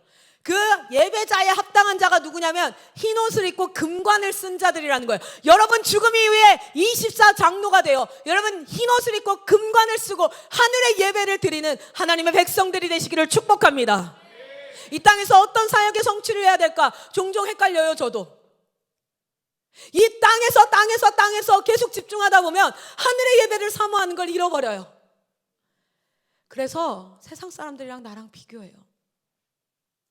어제 그저께 치과를 갔는데 치과 치료 다 끝나고 내려오는데 한 여자가, 나랑 나이가 비슷한 한 여자가 탔어요. 그리고 주차장을 갔어요. 저는 창문도 열리지 않는 카렌스에 탔어요. 그런데 제 뒤에 벤츠가 있었어요. 예쁜 벤츠가 한 대 있는데 그 여자가 자연스럽게 그 차를 타고 나가는 거예요. 그리고 그 차가 앞에 이제 바리게이트가 내려와서 이렇게 하고 그 차가 나가고 내가 나가는데 비교가 되는 거예요. 어떤 마음이 드냐면 초라하다 내가, 불쌍하다 내가, 소망이 병원비 걱정하고 있는 내가 불쌍하다. 저렇게 살 방도가 있다면 머리를 좀 굴려서 저렇게 살아보고 싶다. 하늘의 예배를 사모하지 않고 죽음 이후의 영원한 삶을 생각하지 않으면 지금 나와 비슷한 선상에 전 사람들, 그런데 세상에서 좀 편해 보이고 잘 사는 것 같은 사람들과 엄청난 비교가 돼서 내 자신이 초라하고 비참해 보이는 거예요. 그런데 사모합니다. 하늘의 예배를. 그 예배의 자리에 예배자로 설 수 있는 자는 모두가 아니에요. 모두가 아니라 믿음의 선한 싸움을 싸우고 믿음을 지키며 시련과 고난을 주님 앞에 신실함으로 지켜 주가 나타나실 그날을 사모하고 사랑하는 자들에게 하나님이, 예수님이, 왕이 모든 사람들이 다 우러러보는 그 만왕의 왕이신 예수가 서서 내게 면류관을 씌워주시는 거예요. 할렐루야. 지금도 좀 높은 자리에 있는 사람이 나를 알고 있어 라고 하면, 요즘에 이제 드라마들 짤방들이 유튜브에 올라오는 거 보면, 예를 들어 뭐 드라마 제목이 만약에 뭐 삼천리다 그러면 삼천리 사이다 명장면 이런 거 나오죠. 알아요? 웃는 거 보니까 많이 보시나 보다. 사이다 명장면, 거기 보면 사이다 하면 어떤 게 나와요? 이 여자가 백화점 그 직원이었어. 근데 거기에 관리하는 사람이 있어. 좀 높은 사람인 거지. 얘가 얘한테 엄청 갑질을 해. 근데 알고 봤더니 얘가 부사장이랑 엄청, 부사장이 와서 얘가 막 인사를 하는데 얘는 쌩까고 잘 지냈냐고 하면서 얘랑 엄청 친해. 그러면 얘가 뭐가 되는 거지? 바보 되는 거지. 그 장면을 사이다 이렇게 얘기하잖아요. 여러분, 그리스도인이란 이름으로 있는데 요한계시록에 보세요. 엄청 무시당하고 핍박당하고 심지어 사자한테 물어뜯기는, 그래서 내가 저 삶이 아닌 게 얼마나 다행이야, 로마 사람들이 그랬는데, 요한계시록 하나님이 뭐라고 얘기하시냐면 이 모든 세계의 왕으로 내가 나타날 거야. 그건 무슨 뜻이에요? 너를 무시하고 이렇게 있던 그 백화점의 그 장면에 회장으로 내가 오겠다는 거예요. 너 그렇게 일하고 있는데 내가 회장으로 오겠다니까. 그리고 나서 뭐 하는 거예요? 사람들이 나한테 굽신굽신하면서 자기 좀 한번 봐달라고 할 거야. 그때 난 그들을 본 척도 하지 않을 거야. 난 그들의 소리를 듣지도 않을 거야. 그리고 내 눈은 너를 향할 거야. 그리고 내가 너에게 의의 면류관을 씌워줄 거야. 그리고 이렇게 얘기할 거야. 나의 사랑하는 종아, 수고하고 충성된 나의 사랑하는 종아, 이제는 나와 영원히 함께 살자. 그리고 나를 향해서 아우성치며 세상에서 자기 자랑으로 자기 생각으로 살던 많은 사람들이 나도요 나도요 할 때 난 시선도 주지 않을 거야. 그리고 그들을 향해 명할 거야. 너희는 영원한 불못, 둘째 사망, 영원한 불목으로 가라. 그러면 이들은 그렇게. 여러분, 이걸 믿습니까? 이걸 정말 믿습니까? 어쩌면요, 세속주의 그리스도인이 되게 많은데, 세속주의라는 건 뭐냐면 돈을 사랑하고 막 권력을 사랑하는 그걸 다 떠나서 이 땅에서만 생각하고 죽음 이후를 생각하지 않으면 하나님 나라 위해서 헌신한다고 하지만 세속주의가 될 수 있어요. 그 헌신도에서도 예를 들어 이런 거지. 크라이아웃은 구독자 9명인데 한성교회에 뭐 김윤진 간사님이나 뭐 어노인팅 여기 있는 사람 엄청 많잖아. 그것과 내 사역을 비교하는 거야. 전 그런 생각 들어요. 우리 정말 열심히 사역해서 이렇게 하잖아요.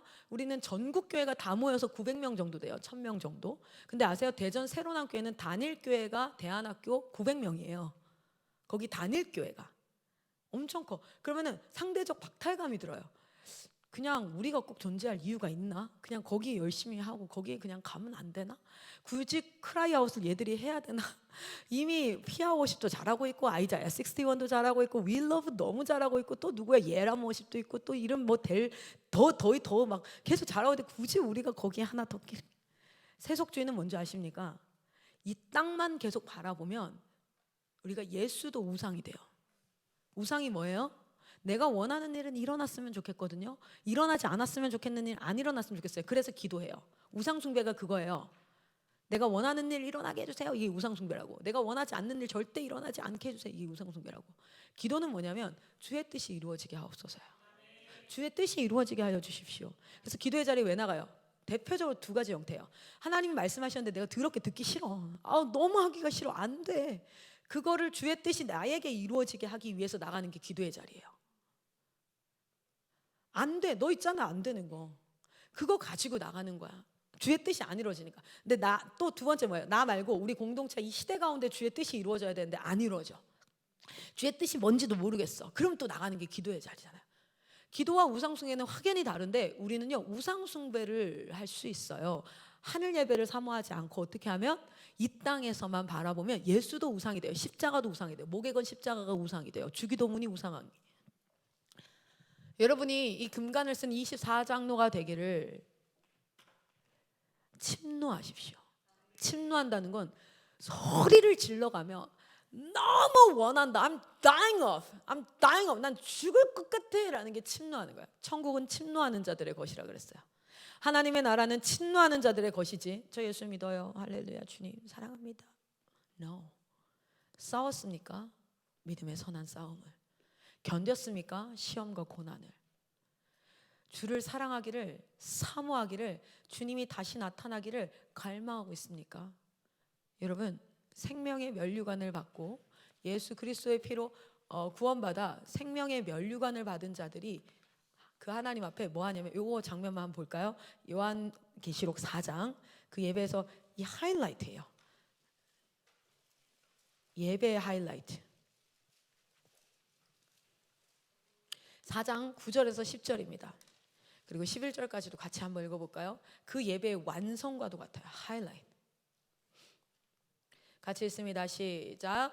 그 생물들이 보좌에 앉으사 세세토록 살아계시는 이에게 영광과 존귀와 감사를 돌릴 때에 24장로들이 보좌에 앉으신 이 앞에 엎드려 세세토록 살아계신 이에게 경배하고 자기의 관을 보좌 앞에 엎드리며 이르되, 우리 주 하나님이여, 영광과 존귀와 권능을 받으시는 것이 합당하오니 주께서 만물을 지으신지라 만물이 주의 뜻대로 있었고 또 지으심을 받았나이다 하더라. 아멘. 이 예배의 하이라이트는 뭡니까? 자기에게 하나님이 씌워줬던 그 의의 면류관을 벗어서, 주님, 전 믿음을 지킬 수 없던 자였어요. 전 선한 싸움을 싸울 수 없는 비참한 자였어요. 저 되게 치사한 사람인 거 알죠? 저 엄청 기회주의인 거 알죠? 전 시련과 고난을 견디기는커녕 남이 걸린 암보다 내 손가락 종이짝에 빈 게 더 아픈 이기적인 자였어요. 전 절 너무 잘 알아요. 그런데 제게 이 면류관을 쓸 수 있었던 건 주님이 나에게 말씀으로, 기도로, 때때로 예배로, 주변의 동역자들로 나를 이끌고 밀고 오래 참아 주셨기 때문에 전 이거 쓰고 있어요. 이거 주님 거예요. 이게 하늘 예배의 하이라이트예요. 내 공로, 나 잘했어, 나 뿌듯해. 여러분, 저는 본부에서 많은 선교사들이 이런 얘기 하는 거 보거든요. 제가 실력이 없어서요. 너 실력 있으면 여기 있겠니? 너 실력 있으면 네 자랑하기에 바빴지 하나님 찾겠니? 라고 하나님이 저에게 말씀하시는 것 같아요. 왜냐하면 그 얘기 제가 제일 많이 하거든요.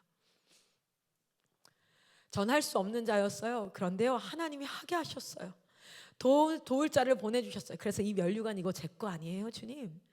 이거 남들은 다 내가 했다고 하는데, 남들은 신앙 좋다고 하고 너 참 성실하다 하고 신실하다 하고 하는데, 주님, 나는 알죠. 내가 얼마나 치사하고 내가 얼마나 연약하고 내가 얼마나 기회주의인지. 주님, 이거 주님 거예요. 예배, 그때는 뭐 헌금 드려요? 아니에요. 이 금관 주님 앞에 올려드리는 거예요. 그래서 여러분, 이 마지막 때 예배가 회복되길 원하십니까? 4장 5장은 오늘은 사실 이야기를 좀 많이 나누기는 어렵겠지만, 5장은 이제 하나님이 그 하늘 예배를 드리는 자들에게 말씀을 주기 시작하거든요. 여러분, 예배 지금 오늘날 예배랑 비슷하죠. 찬양하죠. 그리고 뭐합니까? 성도들이 자기의 마음을 하나님 앞에 금관을 올려드림으로 기도하죠. 그러니까 하나님이 5장에 뭘 주신 줄 아세요? 생명책에 기록된 하나님 말씀을 주어버리세요. 지금부터 일어날 일에 대해서 말씀하세요. 그 두루마리에 인이 쳐져 있는데, 그 두루마리는 앞과 뒤에 빽빽하게 기록되어 있어요. 이 두루마리의 내용은 어디에 기록된 줄 아세요? 에스겔서에 이미 기록되어 있어요. 에스겔서에. 나중에 우리 기회 되면, 전 2024년도에는 여러분과 같이 예레미야, 그리고 이제 그 아침 예배로는 물론 출애굽기를 계속 공부하겠지만 예레미야와 요한계시록을 같이 공부하기를 원해요. 그런데 그때 한번 같이 나눌게요. 어쨌든 거기에 에스겔서에 기록되어 있고, 지금 잊지 마세요. 이 말씀은 우리에게도 주신 말씀이지만 1차적으로 누구한테 줬다고요? 도미티안 박해를 받고 있는, 주님의 말씀을 믿고 그 예수를 주라고 시인하면서 고난받는 백성들에게 준 책이라는 거예요. 그들에게 뭘 주냐면 이런 하늘의 예배를 보여주시면서, 그리고 말씀을 허락하시는데 그 말씀에 기록된 게 바로 뭐냐면 막 애곡과 블라블라블라블라블라블라, 앞으로 이런 일이 일어나고 세상의 마지막 때가 올 거야. 이제 본격적으로 하나님 말씀하기 시작하세요. 자, 네 번째가 뭐냐면, 그래서 네 번째 섹션입니다. 6장에서 16장까지 이 생명책에 기록되어져 있는 이 마지막 때에 이루어질 일, 이 여기가 진짜 어렵죠. 어려워요. 네 가지 사이클이 돈다라고 요것만 그냥 기록만 해놓으세요. 인, 나팔, 표적, 대적. 인, 나팔, 표적, 대접. 7개의 인 이런 게 있어요. 7개의 나팔, 7개의 표적, 7개의 대접. 이게 이제 이렇게 네 개가 탁 나오는 게 여기예요. 이게 마지막 때에 일어날 일들이에요. 그리고 오늘 여러분, 그리고 이제 그 다음 한번 더 볼게요. 5장은 다섯 번째는 뭐냐면 17에서 18입니다. 결국 이 마지막 때의 끝은 어떻게 될 거라는 거예요? 바벨론의 멸망. 근데 진짜 제가 요한계시록 공부하면서 너무 재밌어가지고 여러분한테 너무 전하고 싶었어요. 여러분도 같이 재밌는지는 잘 모르겠어요. 그거는 뭐 여러분의 몫이에요. 19장에서 20장까지 여섯 번째는 뭡니까? 여섯 번째, 제가 지금 순간 헷갈렸어요. 예수 그리스도의 승리. 우리 주님이 승리하신다.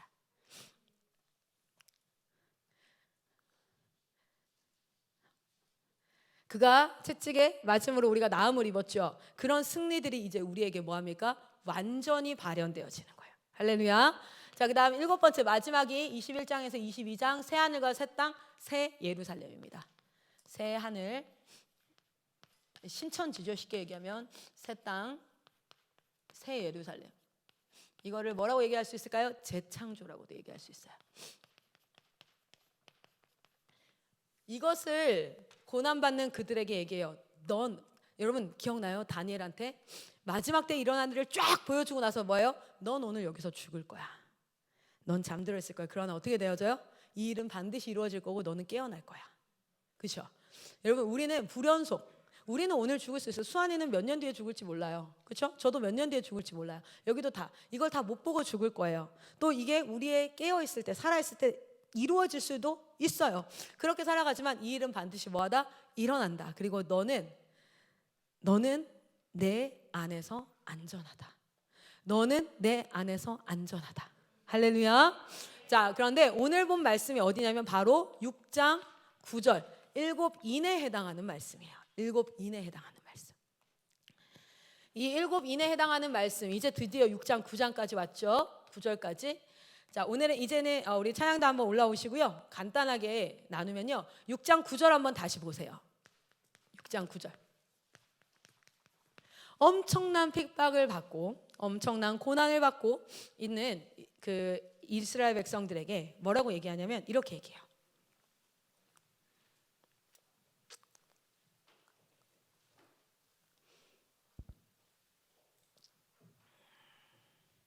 육 장 9절 다시 한번 읽겠습니다. 이 인이 7개의 인이라고 그랬죠. 하나를 뗄 때마다 어떤 일이 일어나요. 뭐 칼, 뭐 이렇게 일어나요. 하나를 뗄 때마다. 지금 읽은 말씀은 5번째 인이에요. 5번째 인. 7개 중에. 자, 그런데 이 5번째 인은요. 첫 번째 인, 두 번째 인, 세 번째 인, 네 번째. 여기 뭐 저울도 나오고 뭐 칼도 나오고 말도 나오고 막 이래요. 나중에 요거 하나하나 공부해 보면 요것도 굉장히 의미가 있고 참 재미있어요. 이래서 네 번째 인을 다 띄고 난 그 결과가 5번째 인이에요. 이게 첫 번째 이렇게 이 인들은 다 애곡과 고난입니다. 경제적 고난, 그 정치적 고난, 그리고 정말 그 신앙적 고난, 이 고난들이 다 있고 나서 그 결과 5번째 인을 딱 떼면 어떤 일이 발생하냐면 바로 9절이에요. 같이 읽겠습니다. 시작. 5째 인을 떼실 때에 내가 보니 하나님의 말씀과 그들이 가진 증거로 말미암아 죽임을 당한 영혼들이 제단 아래 있어. 아멘. 여러분 잘 보세요. 하나님의 말씀과 그들이 가진 증거라는 건 뭐냐면 도미티안 너는 신이 아니야. 내가 아는 바 예수 그리스도가 바로 우리의 하나님이야. 나의 주 나의 하나님이야. 할렐루야. 그들의 믿음이에요. 그들의 말씀이에요. 그것으로 말미암아 사람들이 계속 죽어나가고 고난을 당했어요. 그런데 그 사람들은 어디에서 죽었어요?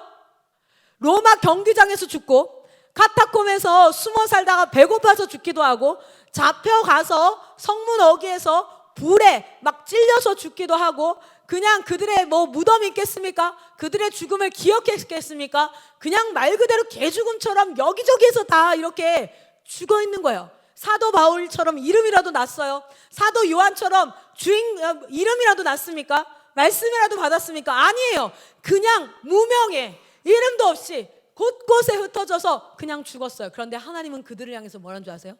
그렇게 하나님의 말씀을 믿음으로, 그래서 하나님의 말씀을 믿고 하나님이 예수가 그리스도라는 걸 증거하며 마음에 둔 소원으로 말미암아 사역을 감당하며 살아왔던 그 사람들의 죽음을, 피를 나는 어디에 두었다고요? 제단 아래 두었다라고 말해주는 거예요.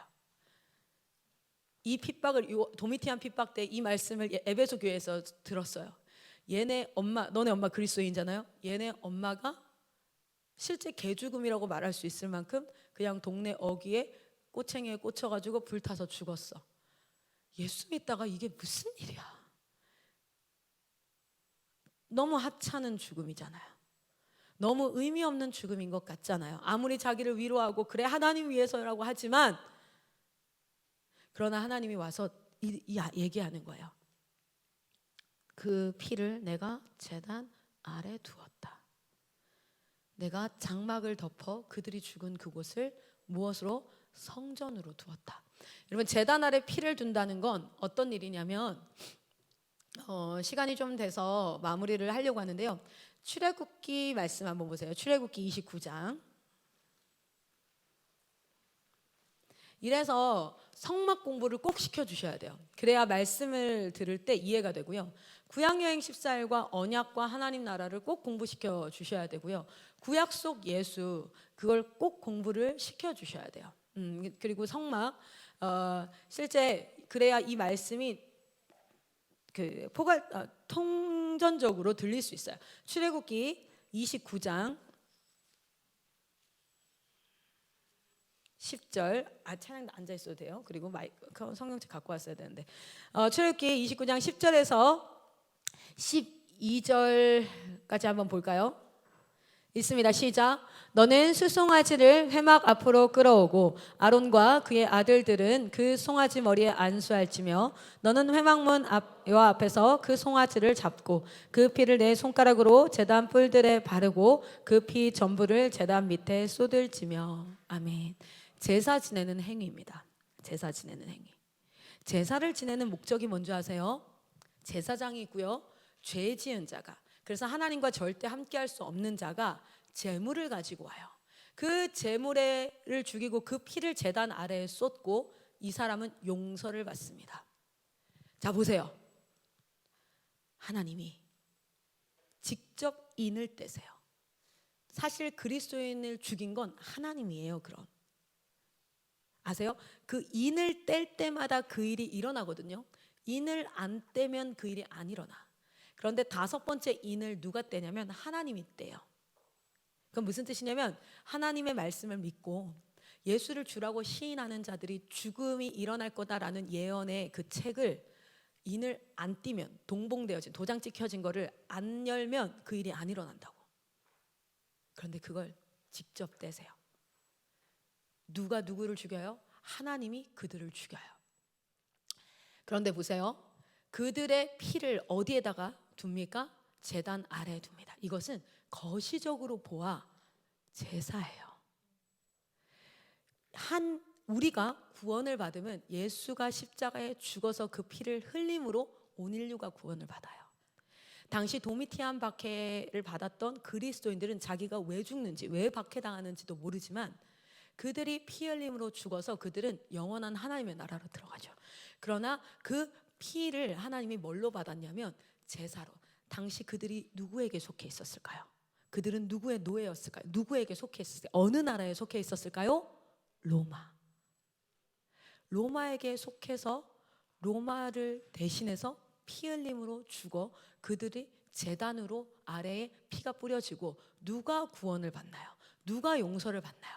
누가 하나님과 전혀 상관없이 살다가 하나님을 절대 만날 수 없는 존재에다가 죄가 용서받고 구원을 받나요? 로마. 여러분 잘 보세요. 그 도미티안 박해가 끝나고 로마는 당시에 우리 성경이 아니라, 그리스도인이 아니라 역사 가운데 이런 얘기가 있어요. 되게 유명한 로마 속담이 뭐죠? 모든 길은 로마로 통한다. 왜냐하면 로마의 정책이 길을 뚫는 거였거든요. 수도와 길. 그래서 도시화하는 거였어요. 그런데 그것만큼이나 유명한 속담 같은 이야기가 있어요. 뭔지 아세요? 로마에는 처녀가 없다. 너무 문란해서 로마에는 처녀가 없다.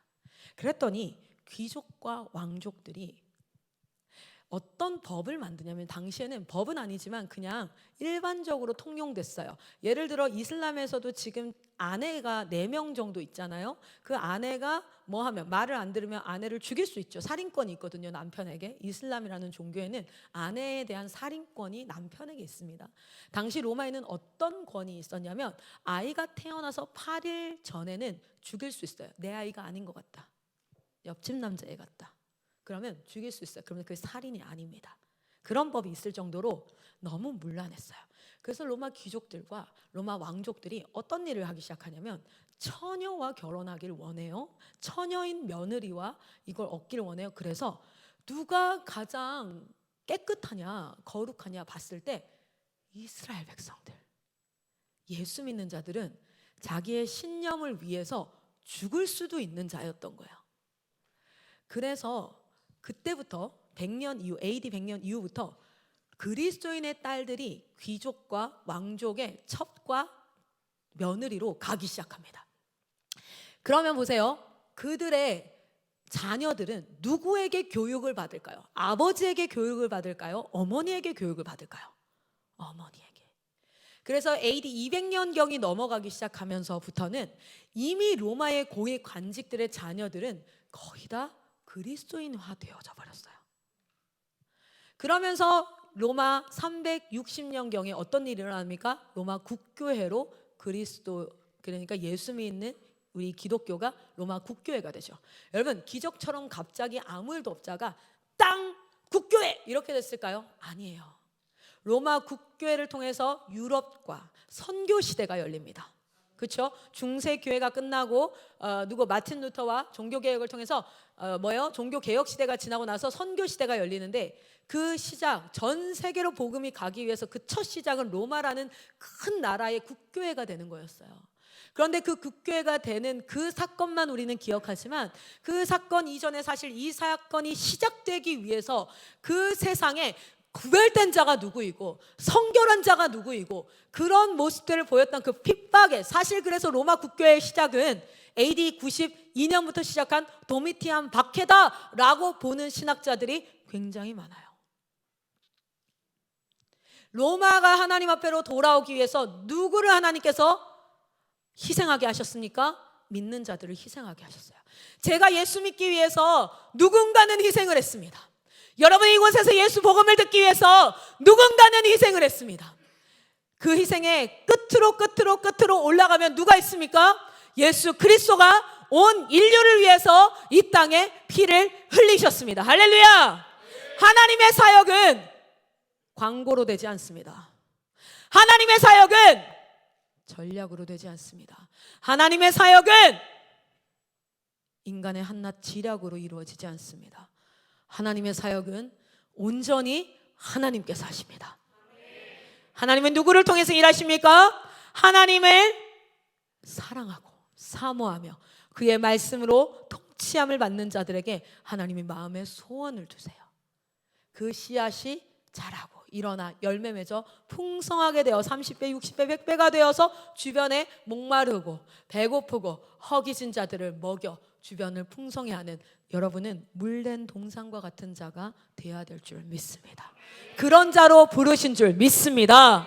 여러분, 5번째 인에 굳이 뭐라고 얘기해? 제단 아래 두었다는 건 너의 피를 나는 개죽음으로, 그냥 신앙 지키다가 죽은 피 흘림이 아니라 너의 피를 대가로, 예수 피를 대가로 온 인류를 살렸던 것처럼 내가 이 피를 대가로 이 땅 가운데 복음이 편만해지는데 거기에 너희를 쓸 거야. 너는 오늘 왜 힘든지, 너는 오늘 왜 이 고난을 당하는지, 너는 오늘 왜 죽는지를 알지 못하지만 우리는 다 이해해야 돼. 우리는 다 알아야 된다고. 답답해서 못하겠다고 사역을 그만합니다. 멈춥니다. 그러나 여러분 기억하십시오. 하나님이 이야기합니다. 죽도록 충성되라. 신실하라. 그 자리에서 내가 이룰 일이 있다라고. 하나님은 저의 삶을 통해서 이루실 일이 있는 줄 믿습니다. 하나님은 여러분을 통해서 이루실 일이 있는 줄 믿습니다. 여러분, 하나님의 콘센트 바로 갖다 꽂고 2024년도 하나님 앞에 서십시오. 그러면 마이클 선교사님이라는 한 선교사를 통해서 하나님이 두신 그 소원이 여러분에게도 연결되어서 합력하여서 선을 이루어 이 마지막 때에 지식이 빠르고 발이 빨라서 사람들이 혼미한 때에 지혜자들이 일어나고 전도자들이 일어나고 그 안에서 하나님의 나라가 확장되어지며 다시 오실 주님을 기다리는 날이 있을 줄 믿습니다. 그 안에서 흘리는 눈물은 걱정하지 마세요. 계시록 읽어보세요. 뭐라고 나와요? 그 눈물 닦아주시리. 그 눈물 닦아주시리. 할렐루야. 하나님이 기억하고 계시는 줄 믿습니다. 여러분, 이들은 자기가 왜 죽는지도 모르고 6장 9절에 뭡니까? 그냥 죽었어요. 뭐요? 하나님 사랑했고 말씀 어길 수 없었어. 클라라가 신이야 한마디만 하면 되는 그 인사, 그거 못하겠는 거야. 내 신앙의 양심상 그래 그거 하면 살지. 에이, 그렇게 살았다고 하나님이 나한테 벼락천둥을 쳐서 죽여버리려나? 에이, 설마 그러겠어? 근데도 안 되는 거야, 이게 이 가슴에서. 근데도 내 하나님이 내 입에서 그런 말을 들으시는 게 내가 용납이 안 돼서 차라리 내가 죽는 게 낫겠다. 우리는 너무 쉽게 하나님이 듣지 않아도 될 말들을 내뱉어버리는 불신과 원망과 의심과 그의 존재 자체를 흔들어버리는 말을 수도 없이 내뱉는데, 우리 믿음의 선배들은 당시에 그거면 살아, 근데도 그 한마디 못 내뱉어서 그 자리에서 죽었어요. 그런데 그 믿음을 하나님은 제사의 피로 받으시고 이 땅에 복음이 전파되어지는 그 멋진 시작점. 물론 캐톨릭이 많이 타락했습니다. 그러나 그때 로마 국교회가 되어지고 전 세계를 장악한 그 로마의 국교회가 되어졌다는 것으로 말미암아 사실상은 선교 시대가 열려진데 굉장히 큰 일들이 일어나지 않습니까? 우리의 사역은 인간이라서 불완전할 수 있어요. 그러나 신뢰합니다. 하나님은 완전하세요. 그 하나님 앞에 우리의 모든 삶을 올려드리기를 소망합니다. 여러분, 하나님의 미랄이 되십시오. 하나님의 미랄이 된다는 것은 다른 것이 아닙니다. 주님 앞에 신실한 것입니다. 주님을 신뢰하는 것입니다. 그리고 그 하나님의 일에 기쁨과 감사함으로 나아가는 것인 줄 믿습니다. 여러분, 여기 있는 사역의 형태는 다 달라요. 알아요? 다 달라요. 여러분 하는 일들이 다 달라요. 그래서 성경은 정확하게 여러분이 하는 일들에 대해서 yes or no, one way, two way 길을 알려주진 않습니다. 그러나 이 성경은 우리에게 방향을 제시하고 있어요. 내가 나아가야 할 바가 어디인가. 그 방향 앞에 여러분 반응하는 여러분 되시기를 축복합니다. 이러한 희생을 통하여서 하박국에 저는 이 질문으로 이 말씀을 좀 마무리를 하고 싶어요. 하박국이 계속 하나님 앞에 질문하죠. 악한 자들이 성황한데 하나님 가만히 보고 계실 거예요. 시대가 이래요 막. 근데 결국에는 하박국의 말씀 중에 가장 핵심과 엑기스 같은 말씀을 하나 찾으라면 하박국 2장 14절 아니겠어요? 이는 물이 바다 덮음 같이 여호와의 영광을 인정하는 것이 세상에 가득함이니라. 그날이 올 거라는 거야. 하나님이 하박국의 수많은 질문 가운데 얘기합니다. 그날이 올 거다. 난 실수하지 않고 한 번도 늦은 적 없이 그 날을 향해서 달려가고 있다. 그 안에서 겪어야 될 고통과 고난이 있다면 기꺼이 겪겠습니다. 주님, 소망이가 아프면서 참 가슴은 아프지만요, 저희 거창 가족 어머니 아버지가 기도하기 시작하셨어요. 할머니 할아버지가 돼서 해줄 일은 아무것도 없는데 제가 그 창에다가 계속 올려요. 오늘 항생제를 너무 많이 써서 속이 다 헐어가지고 지금 어제 막 한 이틀간 계속 울었어요. 목이 다 쉬었거든요. 그걸 올려요. 그러니까 할머니 할아버지가 할 수 있는 게 없는 거예요. 처음엔 돈을 보내주셨어요. 저희 아버지가 할 수 있는 게 돈이니까. 그래서 병원비를 보내주겠대. 돈을 보내주더라고요. 그 다음은 관심을 줘요. 근데 더 이상 할 수 있는 게 없어요. 본인이 생명 앞에. 그래서 제가 그 창에다 올려요. 기도해달라고. 그랬더니 자기가 할 수 있는 게 이거밖에 없는 거예요. 헌게 좀 빨리 나왔으면 좋겠다. 안 아팠으면 좋겠다. 하나님이 하나님의 일을 해가고 계세요. 우리는 그 순간 눈물이 날 수 있고 아플 수 있어요. 그런데 신뢰합니다. 하나님은 신실하시다는 거. 하나님은 하나님이시라는 거. 우리 시간 다 같이 한번 찬양하고 하나님의 미랄 되기를 결단하는 시간 되었으면 좋겠습니다. 얘 한번 내려야겠다요. 괜찮나요? 네. 그리고 한 선교사님이 연락이 왔어요. 자기가 기도의 자리를 잃었었는데 하나님이 주신 하루하루가 너무 살기가 싫고 힘들었는데 너무 버겁고 그냥 그만했으면 좋겠다라는 생각이 너무 많이 드는데 자기가 지금까지 아는 하나님, 그래서 자살하면 안 되는데 정말 거기까지 생각이 갔는데 소망이 기도하면서 내 하루가 얼마나 귀한지를 깨달았다고, 내가 사는 하루가 기적인 것을. 그래서 하나님 앞에 이렇게 기도했대요. 내 남은 일상을 소망이한테 다 줘도 되니까, 내가 죽어도 되니까 그 아이를 살려주세요라는 그런 마음까지 갔대요. 그게 한 영혼 향한 먼저 된 자의 마음이거든요. 그게 바로 우리를 향한 예수 그리스도의 마음이거든요. 그걸 회복했다는 거예요.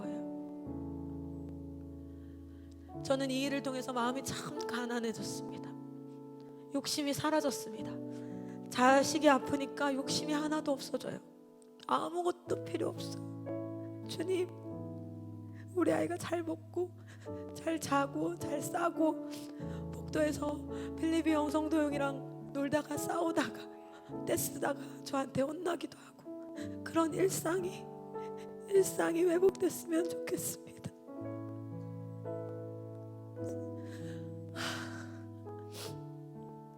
마음이 많이 가난해지니까 욕심이 사라지고 내 마음의 부유물들이 다 떠나고,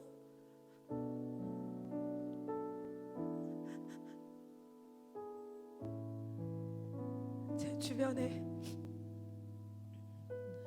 충남대학교 3층 소아병동 3층은 신생아 중환자실이에요. 저는 4층에 있어요. 5층 6층도 병실인데 4층은 일반 병실이랑 소아 항암 센터가 같이 있어요. 그래서 좀 많이 돌봐야 되는 아이들은 이제 4층에 있고, 뭐 감기 환자나 장염 환자 이렇게 5층 6층에 있어요. 저희 방 바로 옆이 소아 항암 센터예요. 제 방 바로 옆에가 배선실이라고 싱크대도 있고 전자레인지도 있고 정수기도 있는 곳인데, 그 옆에 항암센터예요. 그 항암센터에는 문이 닫혀 있어요. 출입 금지인데 종종 제가 물을 뜨러 가면 그 센터에서 나오는 엄마 아빠들이 있어요. 머리도 못 감고 지쳐서 이렇게 나와서 물을 뜨면서 힘없이 있어요. 감히 힘내세요라는 말도 못 하겠는 거예요. 한 번은 어떤 아버지 되시는 분이 오셔서 잘 모르시나 봐요. 그래서 젖병을 거기서 씻으시려고 하시길래 여기 말고 저기 가면 젖병 씻는 곳이 있어요 라고 알려드렸더니 정말 힘없는 목소리로 감사합니다. 너무, 그래서 괜찮아질 거예요. 걔가 어디가 아픈지 뭐 제가 뭘 알아요. 괜찮아질 거예요. 그랬더니 그 아버지가, 그 건장한 한 40대 저랑 나이 연배가 비슷해 보이는 아저씨가 저를 보면서 고맙습니다 하면서 눈물이 흘러요. 전혀 몰라도 아이가 아픈 그 공감대로 그렇게. 그래서 제가 기도할게요. 이름이 뭐예요? 장선우래요. 그래서 제가 선우 위해서 기도할게요. 그러고 이제 들어오고, 밤이면 층에서 계속 아이들 우는 소리가, 체열하다가 하도 피를 많이 빼니까 혈관들이 다 부어서 체열하려면 막 1시간씩 걸려요. 밤이면 애들 우는 소리가 막 들려요. 큰 아이가 우는 소리, 갓난 아이가 우는 소리, 막 악을 쓰고 아파하는 소리. 주님, 저는 이런 곳이 있는 줄 몰랐네요. 주님은 여기도 계셨죠. 제가 제 숙소에서 사역 너무 힘들다고 응석 부리고 있을 때, 사람들과의 관계 때문에 힘들다고 짜증내고 있을 때, 이제 그만하고 싶다고 할 때 주님은 여기도 계셨죠.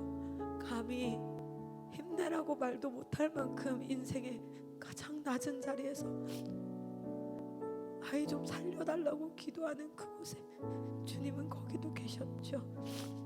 밤마다 기도해요. 그래서 제 마음이 가난한데 너무 풍성해요. 그래서 요한계시록 말씀이 너무너무 달고 오묘해요. 그래서 주님 앞에 잡다한 이런 생각들 말고 온전히 주님으로만 가득 차고 싶어요. 그게 되지 않을 때 화가 나요. 그래서 그 거룩한 분노가 제 자신을 절제하게 해요. 도미티안 박해 시대라서 되게 불쌍하고 내가 그때 안 태어난 게 다행이라고 생각했어요. 전 네로 박해 때 또는 예레미야 선지자, 눈물의 선지자, 그게 아닌 게 다행이라고 생각했어요. 근데 처음으로 부러웠어요. 그때 참 순수했겠다. 그때 진짜였겠다. 그때 그들은 주님으로 충분했겠다. 고난 없는 회복은 없습니다. 삼천리가 회복하길 원합니까? 고난을 받으십시오. 십자가 없는 영광은 없습니다. 삼천리가 영광의 예수를 드러내길 원하십니까? 여러분, 십자가, 내가 아닌 다른 사람을 위해서 죽는 것, 그때 십자가의 영광이 나타납니다. 희생을 통해서 생명이 살아납니다. 전 그 희생을 적당히 하고 싶었어요. 근데 가난한 자들의 자리에 서보니 내가 그들을 고쳐줄 순 없어도 그들과 함께 있으면 되는 거구나. 그리고 그 자리에 여호와의 사랑을 전하면 되는 것이구나. 2024년 여러분이 피 흘리기를 축복합니다. 고난받기를 축복합니다. 여러분이 십자가 지기를 축복합니다. 아파야 될 겁니다. 울어야 될 거예요. 이런 일이 왜 내게 일어났을까? 부당하다 생각이 들어야 될 거예요. 예수가 그랬으니까. 난 죄 한 번 짓지 않았는데 십자가 부당해. 그러나 내 뜻대로 마옵시고 주의 뜻대로 하옵소서. 그가 그 십자가를 부당함과 형평성과 공평성을 따지지 않고 받아들였을 때 온 인류는 하나님과 화목해 되어지는 역사가 있었습니다. 삼천리가 부당함과 불공정함과 내가 저지르지 않은 문제로 인한 고난과 하나님이 우리에게 허락하신 그 십자가, 내가 아닌 남을 위한 희생을 기꺼이 담담히 감당할 때, 그때 이곳에서는 영광과 생명의 살아남이 있을 줄 믿습니다. 하늘의 미랄이 되십시오. 이해가 되지 않는다 할지라도 하늘의 미랄 되십시오. 그리고 여러분, 하나님을 기대하십시오. 계시록 7장은 이렇게 얘기합니다. 이는 보좌 가운데 계신 어린 양이 그들의 목자가 되사 생명수 샘으로 인도하시고 하나님께서 그들의 눈에서 모든 눈물을 씻어 주실 것임이라. 하나님이 기억하시면 됩니다. 우리가 다 이해되지 않는다 할지라도 하나님이 기억하시면 됩니다. 하나님이 함께 하시면 됩니다. 우리 다 같이 자리에서 일어나겠습니다.